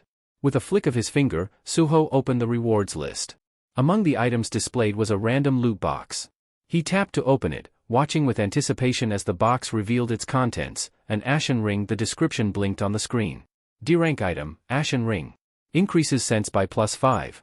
A faint smile tugged at Suho's lips as he slid the ring onto his finger. Immediately, he felt a subtle but noticeable shift in his awareness. 5 points to my sense stat, he mused. Not bad. But the fleeting sense of satisfaction quickly gave way to frustration. His smile vanished, replaced by a dark scowl. This isn't enough, he realized bitterly. This small boost doesn't change anything. Suho clenched his fists as his thoughts spiraled. I've been slaughtering goblins endlessly, yet my level remains stagnant. Even my Vulcan Gauntlet's damage output has only improved by a measly 3%. He glanced at his items again, desperately searching for answers that weren't there. The path to progress felt agonizingly slow, the grind too tedious to bear. I need to grow stronger, and fast, he resolved. But how? The only way was to enter real dungeons, face tougher magical beasts, and gain proper experience. Later, back at his apartment, Suho sat on his bed, his frustration palpable. He furiously scrolled through job postings on his tablet. Mining jobs. Hauling jobs, he thought bitterly. That's all anyone wants from an E-rank hunter like me. Not a single strike squad would take me, and I can't even enter a dungeon without the Hunter Association's clearance. Beru, who had been silently watching Suho's growing agitation, finally spoke. What if you get yourself re-evaluated? Suho sighed deeply, the idea exhausting him before he could even consider it. Re-evaluation? If I did that, my name would be plastered all over the news. Articles, headlines, it'd be impossible to avoid attention. His voice grew more serious, tinged with frustration and caution. I've been keeping a low profile ever since I found out the Apostle of the Ithram is on Earth. If my identity becomes public, I'll be a target, an easy weakness to exploit against my father. And right now, I'm not even strong enough to face Lee Minsung, let alone the Apostle. Suho's expression shifted slightly, his thoughts aligning as he reflected on his situation. Sensing the moment, Beru offered his insight, his voice calm and reassuring. If the Apostle is what concerns you, Beru began, you can rest easy, for now. Suho raised an eyebrow, curiosity flickering through his frustration. Why? Beru folded his arms, his tone steady and deliberate. Because if the Apostle arrived on Earth before we did, they would have already made their move. Right now, they're biding their time, waiting for something. That gives us a chance to prepare. They would have lost a considerable amount of power, just like I did, Beru explained, his tone measured and firm. You see, dimensional travel isn't simple. Crossing through space is like navigating a narrow tunnel. The more mana you possess, the harder it is to squeeze through. That's why the Ithram can't send an army and why even the Shadow Monarch himself can't easily return to Earth. Suho absorbed the explanation, his brows furrowed in thought. So, that's why they relied on Brokey and the demons, he said, piecing it together. They didn't want to expose themselves because they'd be weakened here. Beru nodded, a flicker of approval crossing his shadowy features. He's starting to understand, Beru mused, silently impressed. Suho's eyes steeled with determination as the realization settled in. The Ithram invasion is inevitable. But if what you're saying is true, I've got time. I need to get stronger, before they make their move. Beru observed Suho closely, a sense of purpose evident in his glowing gaze. The Shadow Monarch entrusted me with guiding him, he thought. And he gave me a shadow dungeon key, along with the option to request aid from him. Perhaps now is the time to share this with Suho. Beru's mind flashed back to the moment the Shadow Monarch handed him the key, his words still resonating. This will be a lifeline, a powerful ally for Suho. Use it wisely. Just as Beru opened his mouth to speak, Suho stood abruptly, his eyes alight with realization. How did I miss this? He murmured, his voice tinged with shock. Beru hesitated, choosing to remain silent, curious about what had sparked Suho's epiphany. Suho quickly fished his phone out of his pocket, his fingers flying across the screen as he searched for something. A slow grin spread across his face, his earlier frustration replaced by excitement. I've got it. A way to enter a dungeon without breaking any of the Hunter Association's rules. The scene shifted, revealing the sleek interior of a towering office building. Suho sat across from a well-dressed man in a tailored suit, seated behind a polished mahogany desk. The man leaned back in his chair, studying Suho with a bemused smile. It's been a while since we last saw each other, the man said, his tone light yet sharp. You haven't visited since your awakening, and now, out of nowhere, you show up with a business proposal? You've certainly grown. Suho chuckled, leaning forward slightly. I've got an offer you won't want to refuse, uncle. Standing behind Suho, Beru glanced at the man, his sharp eyes taking in every detail. So, this is the uncle, he thought. The young monarch is as resourceful as ever. He already knew exactly who to approach. The man was none other than Eugene Ho, now the president of Gene Software, a highly influential figure in Korea. Gene Ho smiled, his amusement barely hidden as he steepled his fingers. So, Gene Ho said, his tone half teasing, you've come to ask for your dear uncle's help sneaking into a dungeon, haven't you? Suho leaned back in his chair, exuding quiet confidence. Exactly. That's it for today. Thank you so much for watching. If you enjoyed the video, don't forget to hit that like button and subscribe for more. We'll see you in the next one.